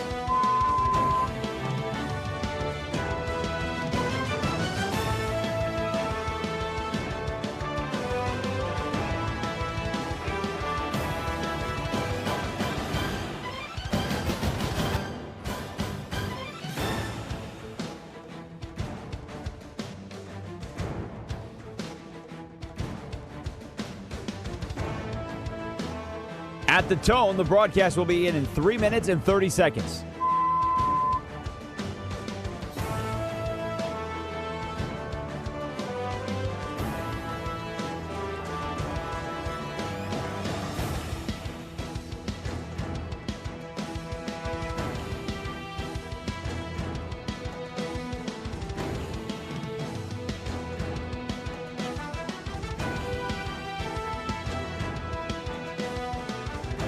At the tone, the broadcast will begin in 3 minutes.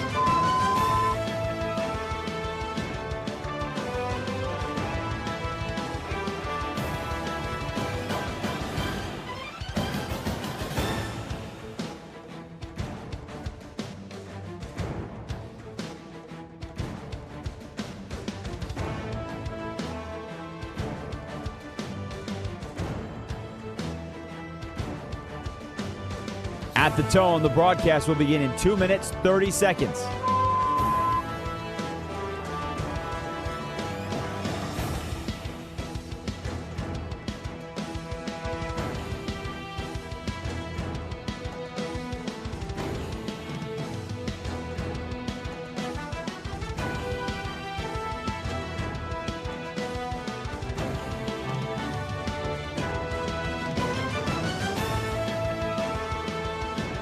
At the tone, the broadcast will begin in 2 minutes.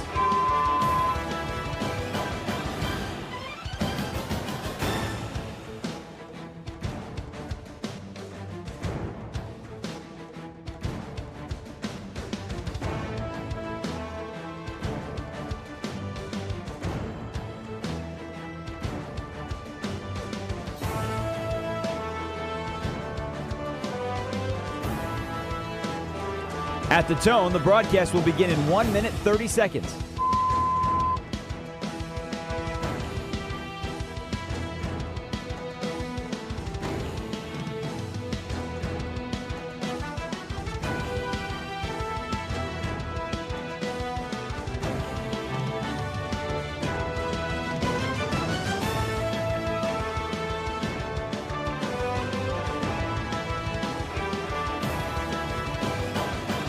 At the tone, the broadcast will begin in 1 minute.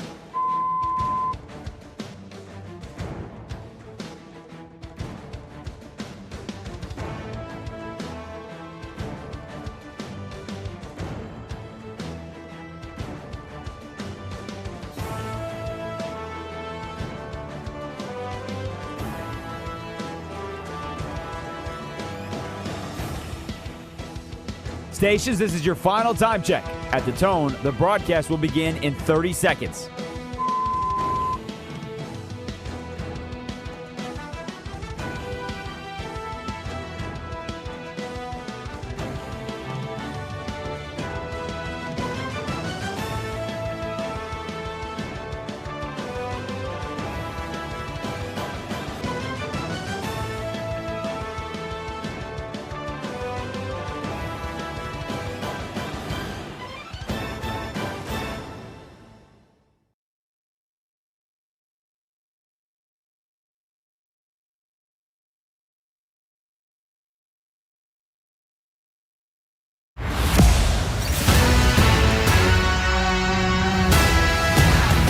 This is Bleck and Abdalla on Westwood One Sports. Here's Chris Bleck and Adam Abdalla. That's right, Bleck and Abdalla here on Westwood One Sports, the Westwood One Sports app, Sirius XM, channel 375, and all of our great radio affiliates around the country. I'm Chris Bleck along with Adam Abdalla, hanging out with you until 3 Eastern, and then we'll hand it off to Jim Rome right here on Westwood One Sports. It's a Friday of a holiday weekend, hanging out with you. All calls welcome at Bleck and Abdalla at 310-840-4910. You can text us at that same number, 310-840-4910. We're hanging out with you on a Friday, a feel-good Friday. All calls welcome Friday, Abdalla.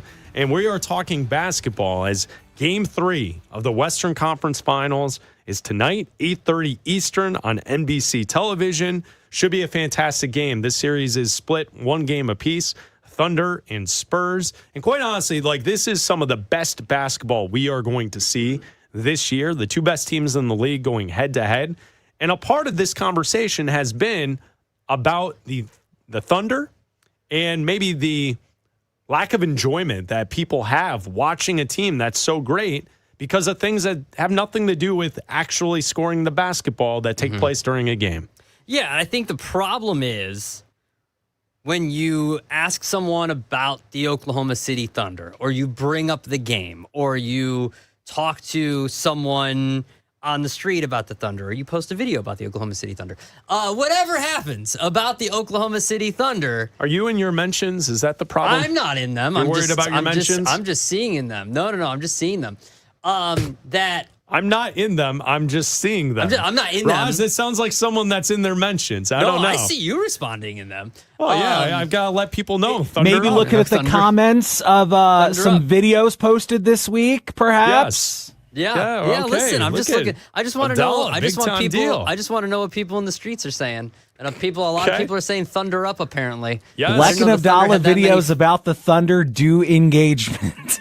Yeah. Well, I would say this. To that reason, it does feel as if Thunder fans are in a bubble where their team, you cannot have anything critical to say about their team, which is fine. Yeah. Every fan base is like that. I do think that there is this element of perception and reality of what's taking place with the Thunder. And there's a reason why nationally there are a lot of people who dislike the Thunder. Yeah. And it's because of the style of play that they bring to the table. Well, and that's the problem. And it's not because of how good they are, or that they're trying to go for back-to-back championships, or because they have the MVP, the back-to-back MVP, or what could be back-to-back finals MVP, or a guy who is doing things that we haven't seen, and a team that is doing things that we haven't seen since the Jordan-era Bulls do.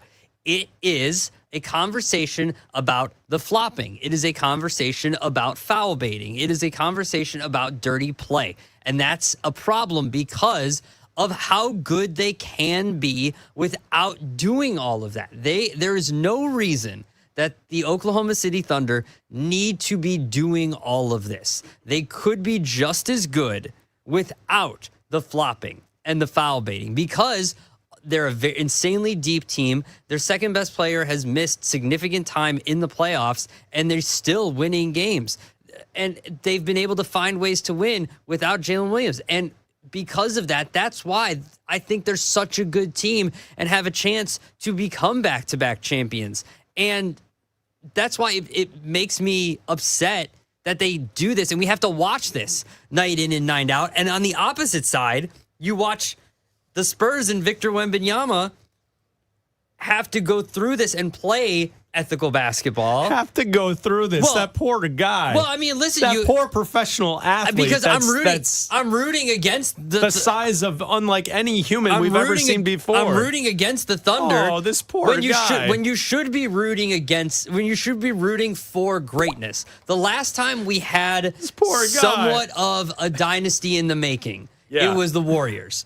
And I was rooting for the Warriors because I like they were a dynasty. I know. I like seeing greatness. I like seeing things that we don't get to see all the time. I like seeing history. We should be rooting for this to happen as a team, as a fan of the NBA that doesn't have a dog in the fight. I should be rooting for the Thunder, but instead I'm rooting against them because they're such an unlikable team. Yeah, it's like it's the style, it's the way that they aura farm. It's just everything that goes into it is just annoying with the Thunder. And quite honestly, and I think some people will push back and be like, that's all stuff that LeBron did, right? Well, I agree. Yeah. And I would say that's exactly why I can't stand LeBron at times. Yeah, nobody says we like in LeBron. his career. So I think that's where this all comes from. Like LeBron definitely started this stuff, and the flopping and the exaggeration of laying on the floor and acting like, I mean, it was the last round when Chet Holmgren fouled a player and then acted like he got hit in the face and was just laying on the ground where Stan Van Gundy called him out on the NBA broadcast. Mm-hmm. So, I mean, it's not just Shai Gilgeous-Alexander. It's Holmgren. It's Lou Dort. It's the way that they play. Now, specifically for tonight's game, I'm guessing the whistle will be a little bit tighter tonight. The fact that you now switch to San Antonio for the game. I'm guessing the home crowd will have something to do with intimidating the officials. That's just kind of how it always works in the NBA playoffs. Heading into tonight's game, there's 3 players who are questionable. Jalen Williams is questionable for the Thunder. Both De'Aaron Fox and Dylan Harper are questionable for the Spurs. So Spurs Thunder tonight, 8:30 Eastern. It's going to be a fantastic matchup. Tom Haberstroh wrote an article on Yahoo Sports today. Here's the title. Flop or not? Does Shai Gilgeous-Alexander really fall more than his peers? Now, this article is fantastic. We've talked about this multiple times this week in regards to Shai Gilgeous-Alexander, flopopotamus. Right? That's what we've said. Yeah. And there has been pushback where people are like, you don't know what you're talking about. He doesn't do that. And my point is watch the game. You see it. And I counted after game 2 that there were 7 different times that Shai Gilgeous-Alexander fell to the ground after a shot. And I think it's weird. I think it's strange to watch a player constantly fall to the ground. He's such a big guy. This isn't football.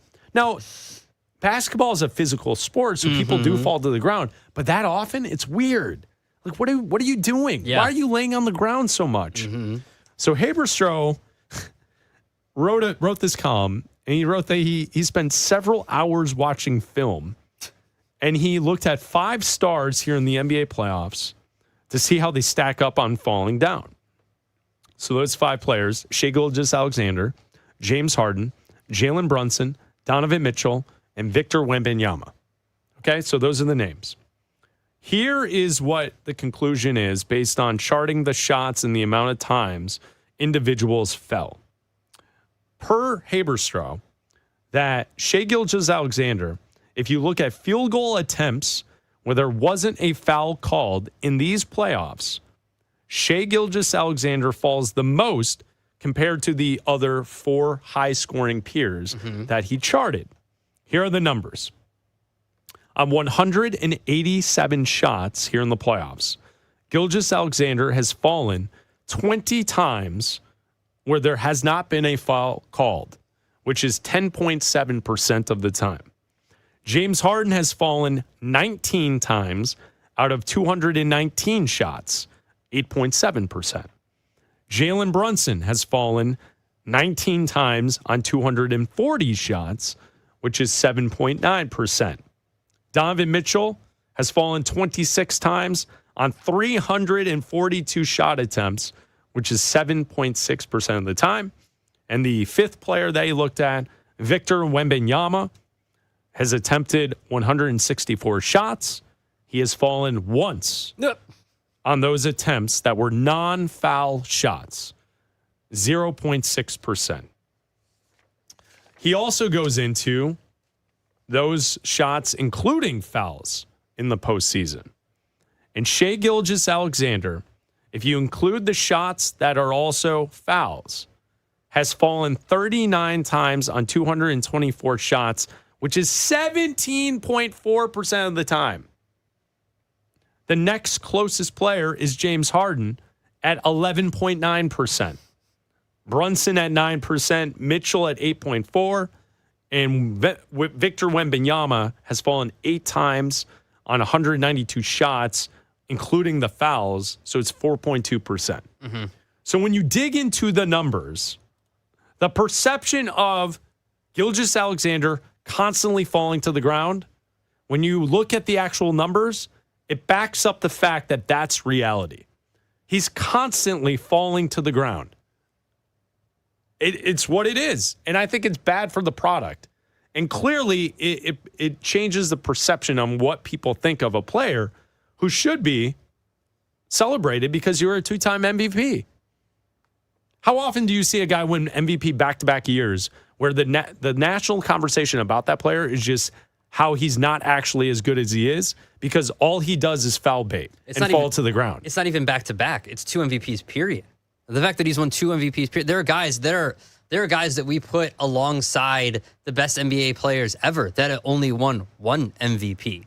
Like, that's how rare it is to win 2 MVPs, let alone back-to-back MVPs. So the fact that there is this mindset around the Thunder and Shai Gilgeous-Alexander that he does this, and the numbers to back it up is something that is a detriment to the game, because when you have a player of his caliber, that I think it brings down the product, because you should have people that, yes, regardless of you watching the game, you're still hate watching, right?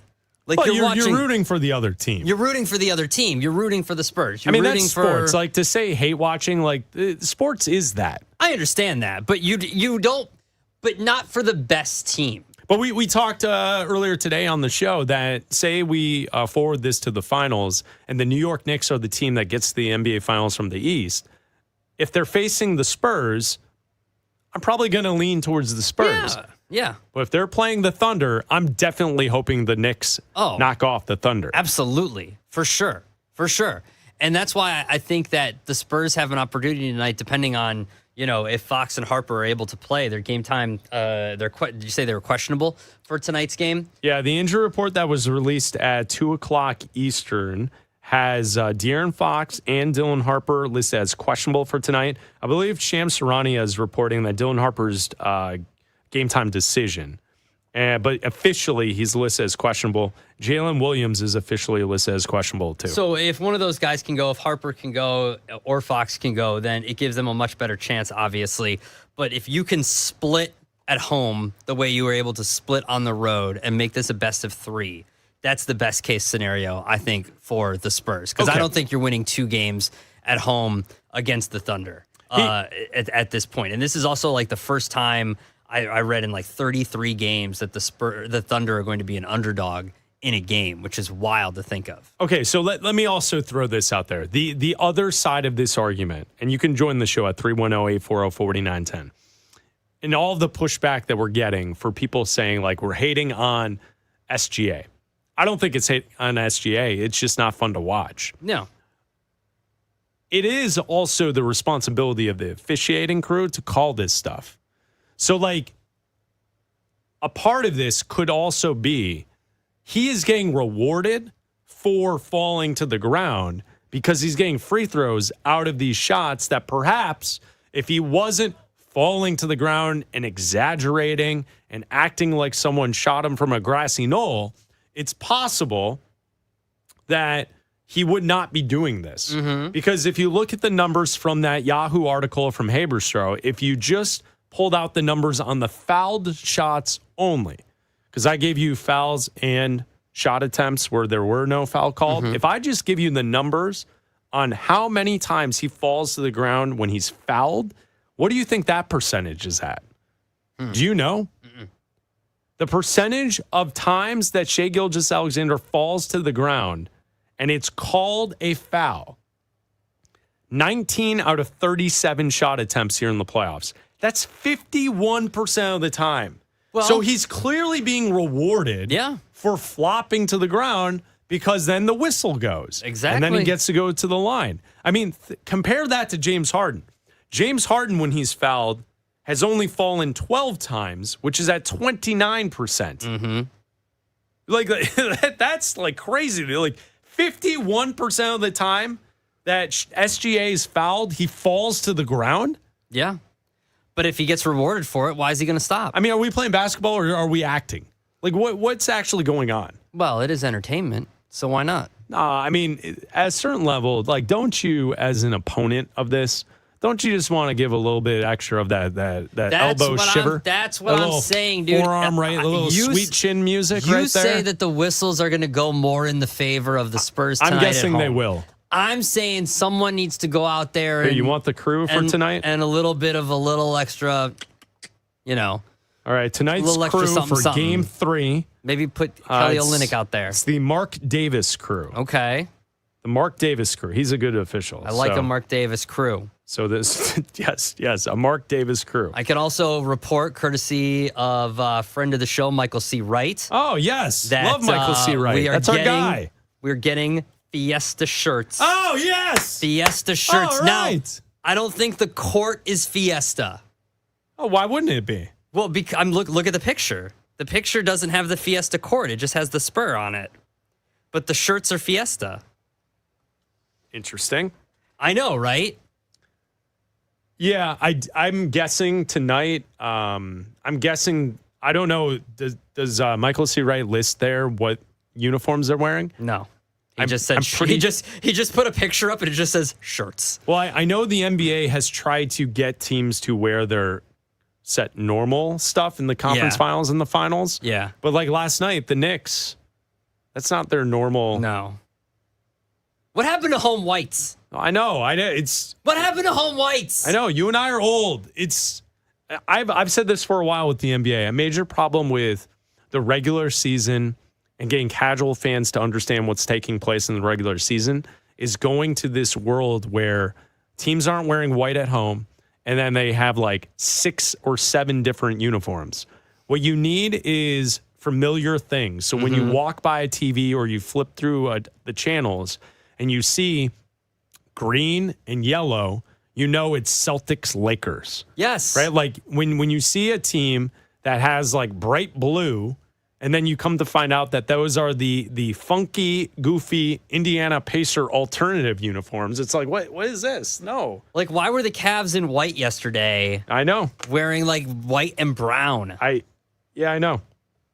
I understand. I agree. Frustrating. I don't know. Like I've never heard from a young person who's like, I love all the different uniforms. That's not something I've ever. And why are people sending letters anymore? What happened to letters? No one wants to write anything. Should we turn the final 43 minutes of the show into just like Andy Rooney and coming thoughts? Up next, Andy Rooney. That's next on 60 Minutes. The thing about postage stamps is I used to be able to get a whole packet of We're just them gonna for take $1. We're just going to take everything CBS is canceling. Oh, that's easy. Cancel everything. Colbert's coming over. Right? Colbert's coming up. Okay, well, 30 seconds on that show ending last night, right? Here's my thought on it. Yeah. Does anyone care? I think people care that the show, the late show. Yes. The institution is gone. The institution of the show. That to me is a problem. My philosophy is that when he set out to make that show, he didn't mean to make it as political as it became. I think that because of the where he came from, the Daily Show and then doing the Colbert Report and everything like that, and the Times, whatever you want to call it, it became political. I think that he originally wanted it to be more of a Letterman style, stupid human tricks type of show. Okay, whose fault is that? It's his fault. I understand it's his fault. Here's why I said who cares. The reason why I say who cares, like the institution, you're right. Yes. It sucks that the late show's not on those anymore. elements of entertainment no longer really matter and exist. Yeah. But at no point in the last 10 years have I ever late at night been like, I gotta see what that show's doing. No. But I'm a Conan guy. Yes. I thought Conan O'Brien was the best. And I'm a Letterman guy, too. Letterman was great. Yes. It's just, for how talented Colbert is, it always felt underwhelming. Yeah, and that's my thought. Like, his show on Comedy Central, I got that show. It just, I know it was a shtick. Yeah. This show was like, him just being himself isn't quite that interesting. No, and I think it's because it got too political and it didn't lean into where like Letterman was wacky and funny and like weird. And that's what That's what was good. Funny. And that's what was funny. Yes. Like throwing stuff off the roof. Right. And, like that stuff was funny. All right. Now Fun fact, that we addressed I that saw topic. a promo for it, whatever it was, and it was like, Colbert tonight after your local news, and I instantly thought of Chris Black, because he is my one friend that watches the local news. News. Yeah. Mm-hmm. And I flipped over last night to see what they had for their final show, and I kept thinking to myself, this is why I don't watch this show. Yeah. Like it's just kind of boring. Like he had Letterman on this week, and what did they do? They went up to the roof and they threw stuff off the roof. Which is a Letterman bit. Exactly. Like it's kind of funny. It's just not really funny. Mm-hmm. And so like that, and listen, I'm not, there's nothing in late night. I mean, Kimmel's okay. He's all right. Yeah. He's the closest we have to the way it used to be. Yes, he will do funny wacky bits every once in a while. Now, Yeah. Fallon laughing to himself. Fallon is. I can't get past the way he claps his hands. I can't do. I know it's a personal thing for me, but like I've never seen someone straight on clap their hands. You know what I'm talking about? Yes. Like you clap your hand. You have one hand that claps into the palm of the other, like right? this, yeah. He claps both hands. Notice it when people see it. Next time they see him on TV, he's gonna clap like that, and they'll be like, "Damn, Bleck was right on that." Yeah, it's a weird clap. It's Bleck Abdalla Watch here on on TV Westwood after One. your local news. Yeah, yes. Hey. All right. Coming up next here with Bleck Abdalla, we break down the greatest stand-up comedians to host late night shows. Did you see this with Cam Ward? He's lost weight here in the offseason. Year 2, breakout year for Cam Ward. We talk about that coming up next. Aaron Rodgers says this season is his last. Yes, this is it. Yeah. Will Rodgers go out like John Elway and Peyton Manning did with a Lombardi trophy in his hands? Westwood One Sports.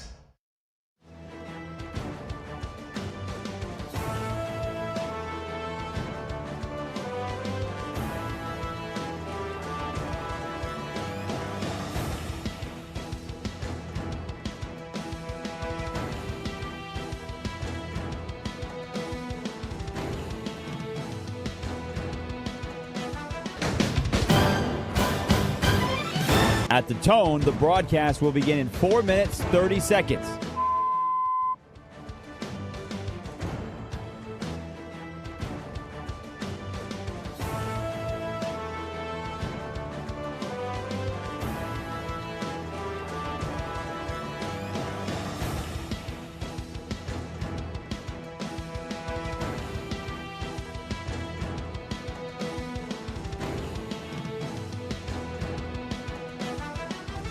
At the tone, the broadcast will begin in 4 minutes.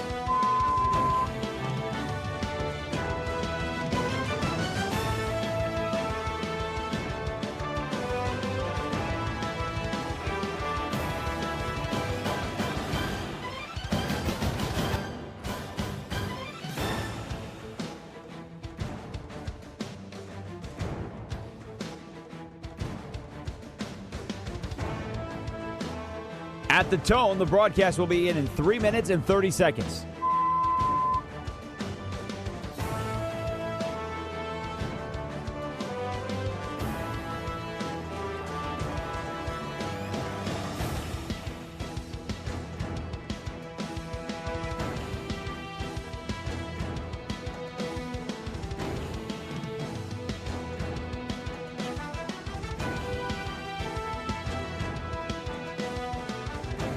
At the tone, the broadcast will begin in 3 minutes.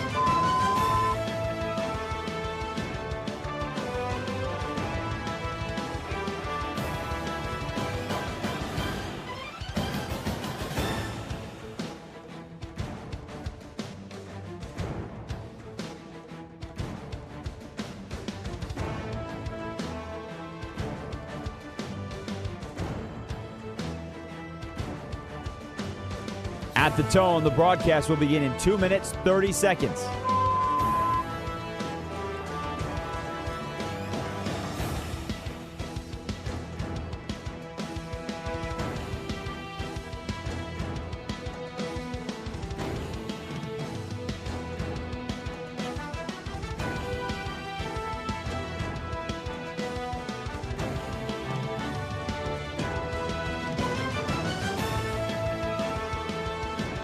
At the tone, the broadcast will begin in 2 minutes.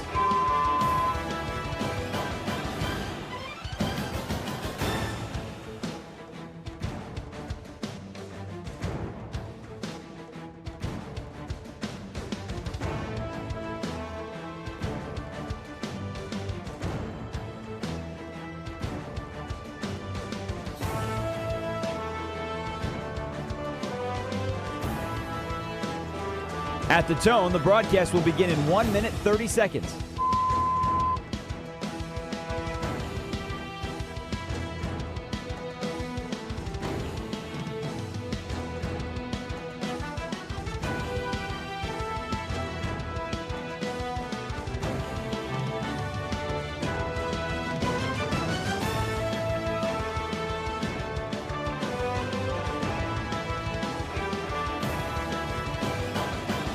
At the tone, the broadcast will begin in 1 minute.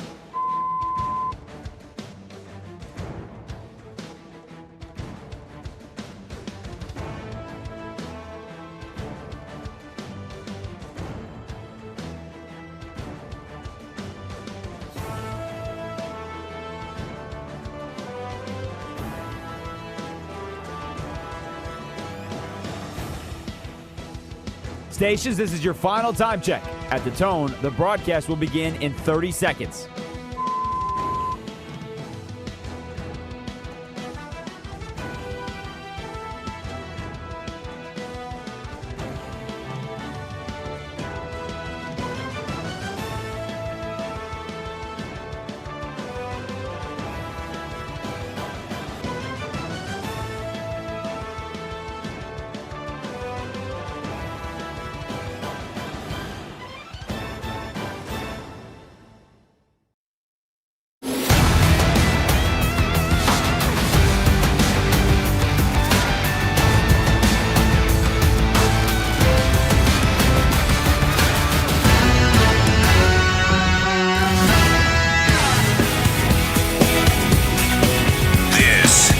Bleck and Abdalla on Westwood One Sports. Here's Chris Bleck and Adam Abdalla.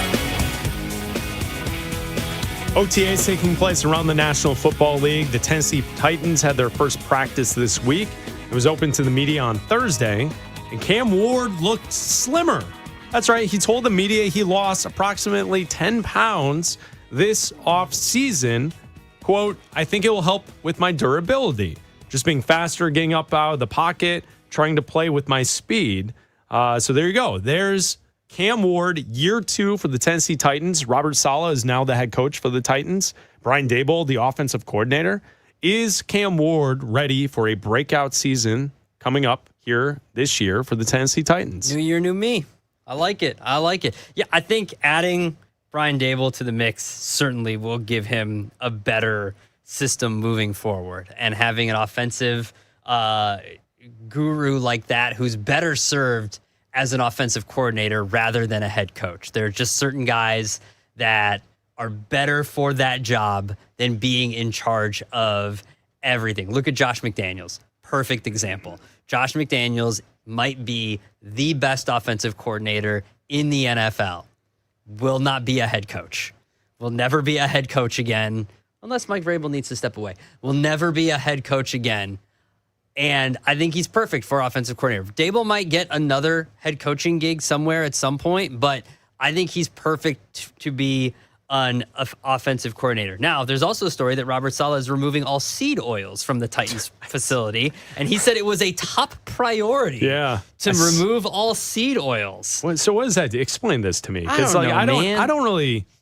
I try to eat somewhat healthy sometimes. I'm not someone that's counting calories or telling every person I know that I need more protein. There's those people in your life that are constantly telling you about protein. Listen, I get enough protein. Do you get your max in? No, I don't care. Your macros? I don't. You know what your macros are? No, I don't care. So what does that do to remove the seed oils? What are we doing here? I don't know. I don't know. It's oils extracted from plants such as corn oil and canola oil. Yeah, sunflower oil, corn oil. Yeah. Yeah, I mean, it's bad. It's bad for you. Are they toxic? Okay, yeah. I get no. Some people think they're bad for you. Some people say it doesn't matter. Well, I would say I think it's some people do their own research. I think you could probably suggest that they're unhealthy for you, but for a professional athlete, how are you gaining out of that? I don't know. I would say that. Thank you. Wait, I'm not a professional athlete, no, but man. I agree. Like processed foods, we know the answer that the more processed foods you eat, the probably not the best. Like I feel like if you're eating a bunch of if Cam Ward was coming in and he was like, I eat nothing but French fries, and I stopped doing that and I lost 10 to 15 pounds, and it's like, all right, cool, good for you, man. I will raise my hand. I have done that diet before. You stopped eating French fries, and you're like, I lost 10 pounds, and it's cool. That's probably smart. There was this period of time where the only thing I changed in my diet was I just didn't eat French fries. Yeah. And if the option was a side salad or something else, I went with it. And wow, the changes that makes. But when you stop eating like a jerk. Exactly. Isn't it amazing how it happens? But that doesn't mean you need to completely cut out things from your diet. Like, I'm not a dietitian or a nutritionist or anything like that. But I feel like you got a buff bod there. In moderation. You've got the large male. Oh, watch out! Here comes Abdalla to the beach. Doughy. He's getting ready for summer. I'm a doughboy. He's got the guns out. Nope, no, absolutely not. And so I feel like if you're just saying no, and that's gonna fix everything. We got to get rid of all seed oils now. Well, I mean, what are we doing here? I don't think that was the point of this topic, but yeah, I mean, it's probably not great. You brought up Cam Ward. Personal story. He is the quarterback for the Tennessee Titans, and I lost brought some up weight. Good. that the new head coach of the Tennessee Titans is making it a point. Boom. Making it a point. In fact, he said it was a top priority. I know. Good for him. Top priority. Shout out home team. Look good, feel good. It's all good. So there you go. Okay, so I will say that the seed oil thing is kind of annoying because even when you try and eat healthy, they sneak in there. Okay. So I was at the store and I bought, you know, those bags of nuts, peanuts, that are not they're like packaged by the store. Mm-hmm. So they're like near the produce area, but they're not like on a shelf in the middle of the store. Yeah. Like where you would find like the Planters nuts. Mm-hmm. You know what I'm talking about? I know what you're talking about. Like they're in a plastic bag and they were clearly put together in or around the store somewhere. Yes. It's not like a big box thing that gets shipped in. Yes. Maybe it is. Maybe I'm wrong. Maybe. But you're familiar with what I'm talking about. I know exactly what you're talking about. So I bought one of those because it said like organic nuts. Okay. There's nothing on them. Nothing on those nuts. Just the nuts. Nothing on those nuts. So I get them home. Mm-hmm. Yeah, I've got a dog. Gus loves nuts. Wait. What dog does not like peanut butter? So I go to share with him, and just by chance, I thought to myself, you know, usually I try and buy the organic stuff to share because of the dog. Not because of me. I don't care. Whatever. I'll die, I die. That's what will happen. But He dies. The dog is what matters. Yeah. So I flipped the package around on these organic nuts. Do not feed the dogs? Well, because seed oils are bad for dogs. Yeah. And of course, the organic nuts that are packaged in the plastic bag that are over by the produce section has like 3 different seed oils on them. Okay. And I was like, oh, well, Gus, I'm sorry. Were they cooked or uncooked? They're like, I think they're roasted. Well, they're roasted. That's not organic. That's like what? Uncooked, unroasted. Do people eat uncooked nuts? People eat unroasted nuts all the time. So maybe they were. I don't know. If you eat unroasted, then that's as organic as you can get. I don't know. If you're roasting your nuts, that's when they become. It didn't say they were roasted. Okay. So what is that? There's just a peanut. Is just there. Is it what is just a peanut? That's a nut. Is that what you're saying? Is it a legume? I don't know. No, but do you get what I'm saying? Yeah, like they weren't roasted. Mm-hmm. So were they roasted? I don't know, man. All right. Well, that's my story. Peanuts. I was mildly annoyed that they had all these seed oils when I thought they were organic. Let's go to nuts.com. Okay. It's Bleck Abdalla here on Westwood One Sports and the Westwood One Sports app. Sponsored by Progressive Insurance, protecting your business vehicles 24/7. See if you can save at progressivecommercial.com. Do you have an answer? You should be going to nuts.com and getting your organic raw peanuts, no shell, ingredients, organic peanuts. The large male. Okay. All right. End of ingredients. Okay. All That's All it. right, guys. Those are the only ingredients. That's Raj, what I thought. We're calling What? Raj. Oh, no, So Raj. the next question comes from the line of Raj Sharan with. Yes, Laura. Please proceed. Please proceed, Raj. This is getting out of hand. Oh, I'm not being getting out of asked hand. to be the bad guy here. Is what's happening. That's what's happening. Laura Raj is wants moaning me to and come take groaning in the control of the background. situation. Adam. Laura, we're talking health. We're talking about our health. Health and I don't know about food heading that. into a holiday weekend. Yeah, for your health. I thought I was learning something. Yeah. Really? You have to fine. make sure. Here. Read your ingredients. know the No, let's do definition of this. No. organic. Everyone on the show, pause. Here you go. This was the other story I had for this segment. So because everyone's complaining, this is the story we get. Ready? From people.com. Hooters is rebranding as family friendly, according to the CEO. I want to know. Hold on. First of all, when wasn't it? They want to make it a, quote, neighborhood place. When wasn't it? That's what I was going to say. When wasn't it a place to take the family? Raj, what do you think here? This was the other story I had for this segment. Is that I would Hooters just like to point out this story started, or this segment started, of what kind of year Cam Ward is going to have going into his second season. We're good. And this has someone somehow to talk evolved, football. or I should say, devolved into this discussion. We got all summer to talk football, but the key here is with. I had tassels on my pasties. Easy QVC lady. Yeah. Easy. Well, easy. she might need a I job had there. tassels on my pasties. She can get a job there now. Who can't go to Hooters? They've got great wings. They've I got thought awesome they wings. tried this a few years ago. Weren't they going to do a rebrand and like other restaurants? No, I thought they were going to rebrand the other way. And they were going to be like, nah, we're going back to, we're going to go back the other way. Yeah, he's saying he wants it to be a neighborhood place. Mm-hmm. Quote, we never switched from being a neighborhood place. See, that's what I thought. And so the CEO is saying they wanted to be a original beach-themed, family-friendly concept. When was it beach themed? I don't know. Apparently, that's the new gimmick. I thought it was owl themed. Beach-themed place centered around the Hooters girls, good food, and an easy place to relax. I thought it was aviary themed. Huh. Yes, for the owl. All right. Correct. Well, is Adam bringing his children or his child there? Are we all gonna do a little picnic there, or If what? she wants wings, yeah, why not? Why wouldn't you?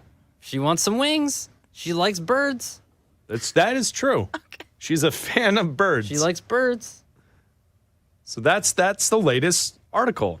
Okay. Is that Hooters is going to rebrand. What And, do they- and how you do guys they- wanted us to How move do they- on. How do you rebrand? As what do you put in a slide? Like what are you doing? Like as a family friend? Like, I had tassels on my pasties. You put in a ball pit? The Like, what are you doing? meal. Yeah, you got a kids menu now. Like, what are you putting in crayons? Like, what are we doing here? How you They rebranding better it have a kids, crayons as if a they're putting kids in a kids restaurant? menu. Better have I crayons. mean, I Lots of 'em. guess you could really lean into the beach theme, You right? putting sand in the place? Like, Yeah, you could have umbrellas at the tables, and you could have the whole thing. You could really flip it into a beach atmosphere, okay. which I don't know if that necessarily makes it family friendly, but I think the food is okay. What's wrong with that? Let's just go. There's nothing wrong. Food's always been fine. See, Laura, this is what happens when you try and tell us to stop talking about roasted nuts and getting health facts. Okay.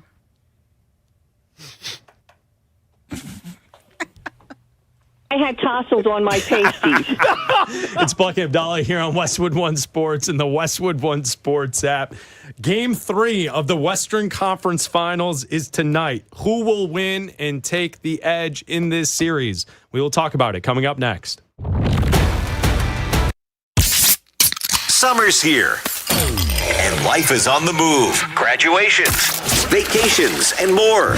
Wherever you're headed, you can count on us. For the daily sports news and analysis you need to hear, listen on the Westwood One Sports app. Wherever you are this summer, Westwood One Sports.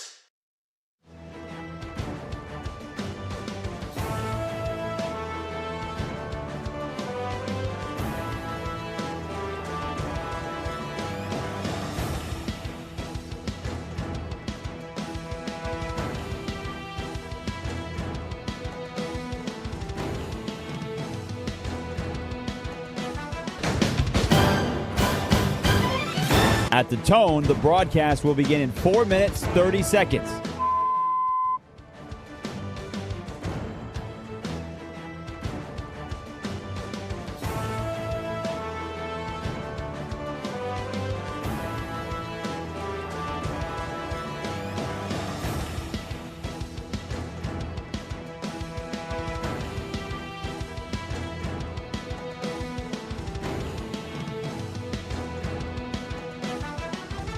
At the tone, the broadcast will begin in 4 minutes.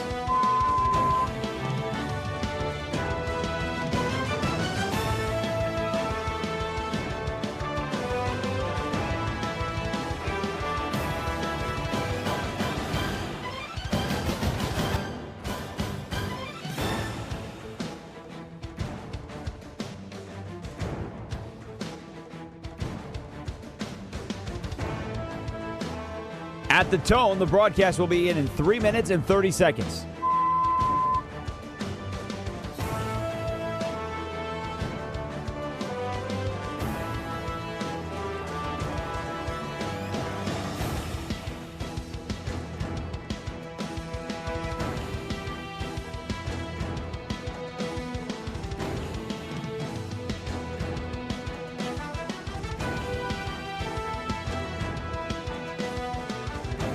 At the tone, the broadcast will begin in 3 minutes.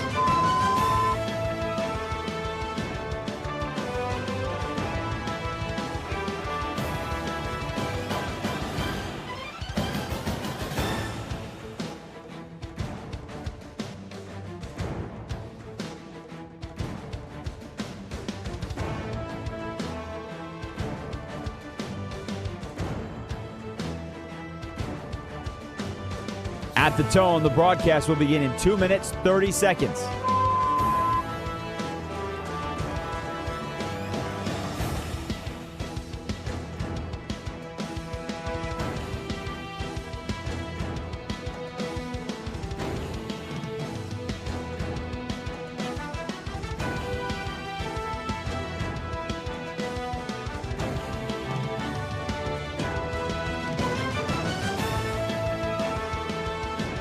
At the tone, the broadcast will begin in 2 minutes.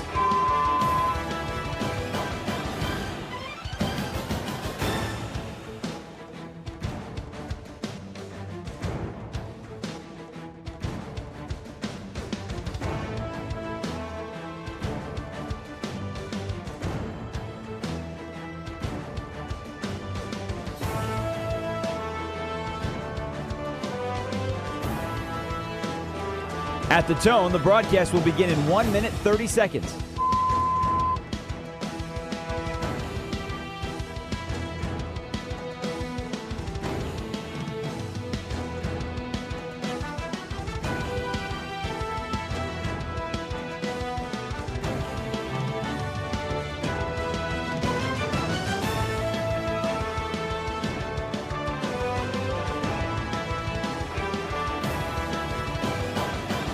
At the tone, the broadcast will begin in 1 minute.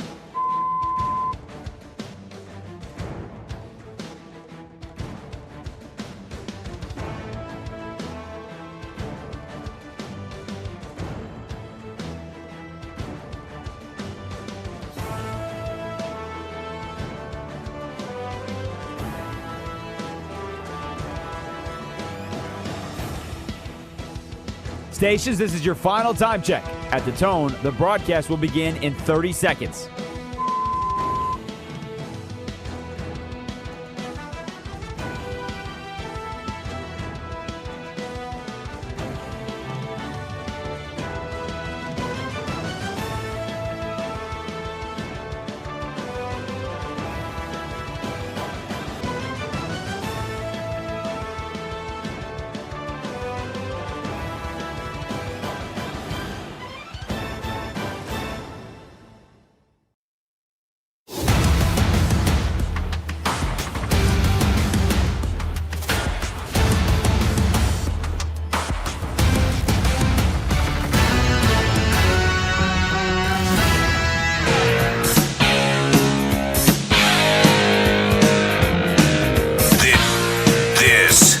Bleck and Abdalla on Westwood One Sports. Here's Chris Bleck and Adam Abdalla.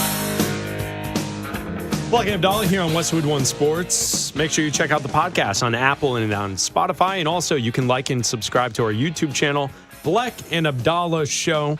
Thanks for hanging out with us today here on the show. Raj and Laura, thank you for producing today's show. Jim Rome and the Jim Rome Show will be coming up in about 15 minutes right here on Westwood One Sports. Tonight, Game 3 of the Western Conference Finals, 8:30 Eastern on NBC television. Can't wait for the game. Series split, 1 game apiece as the Spurs hosting tonight.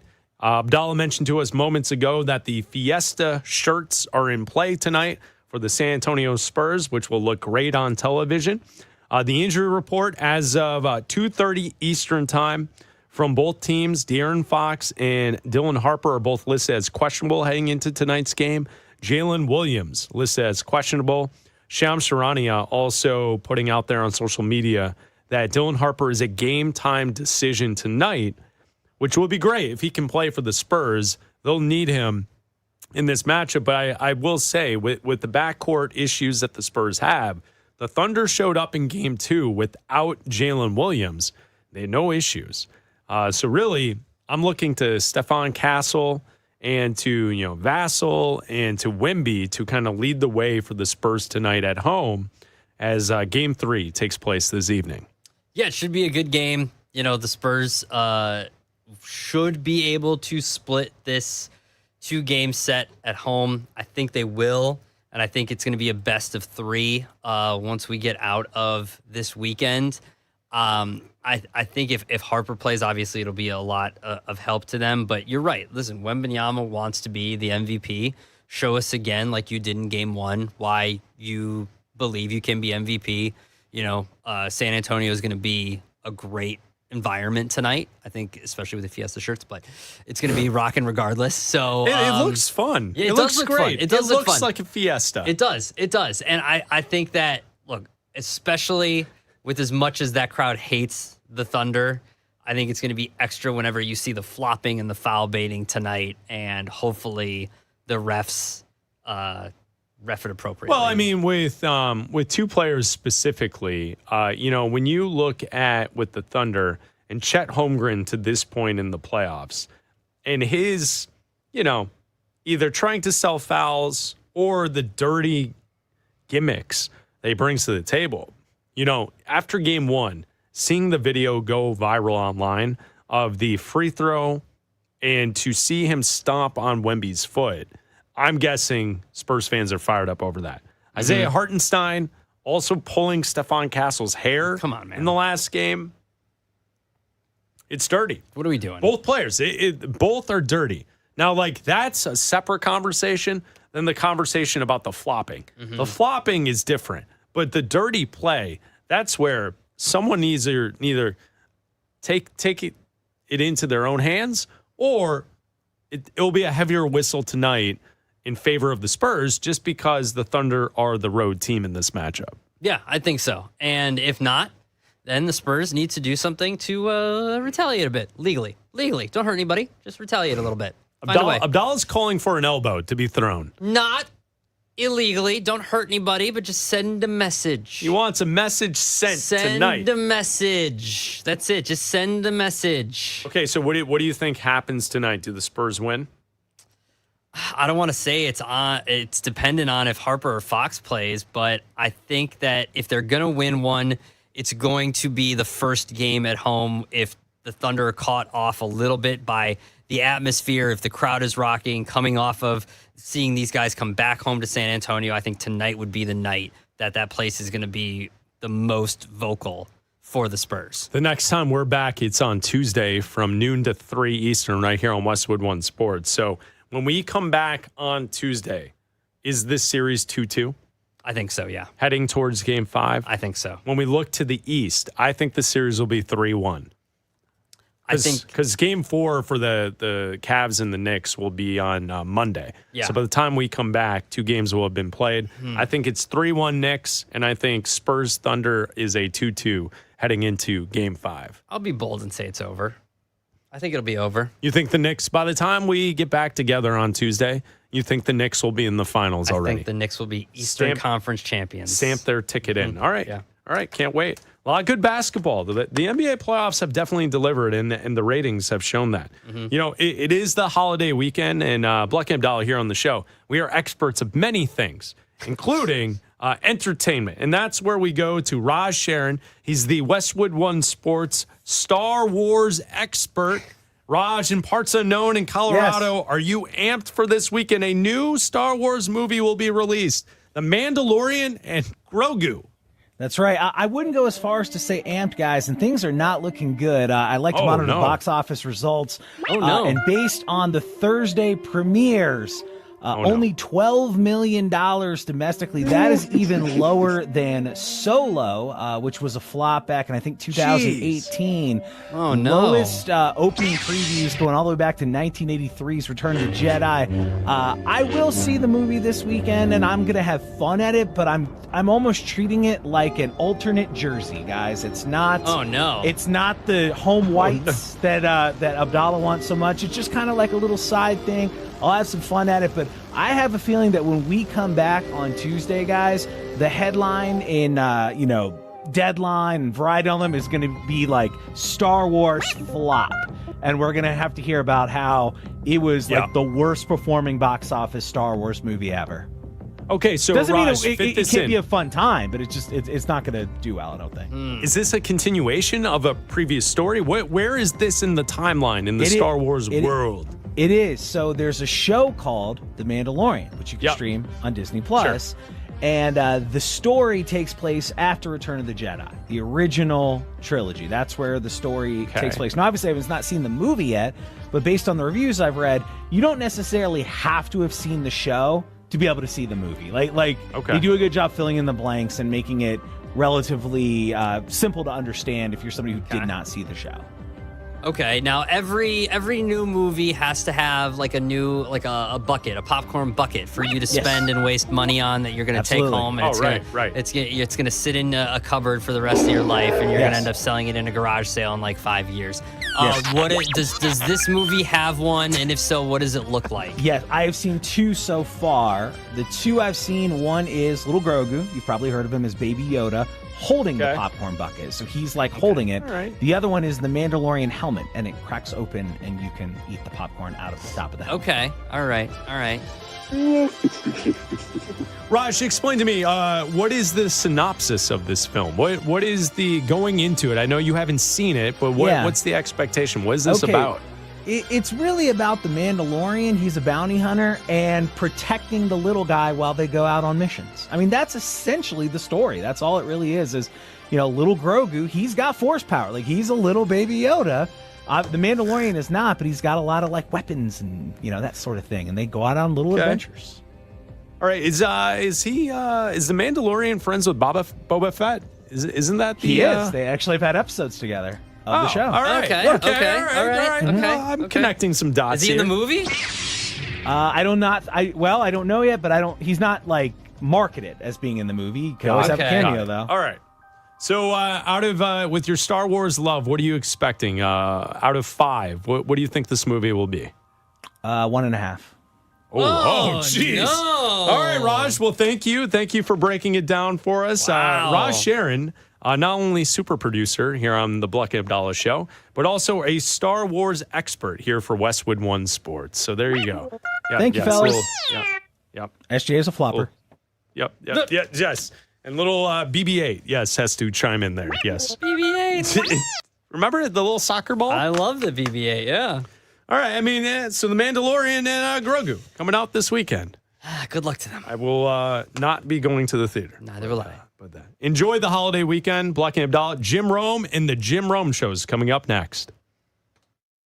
This is Westwood One Sports.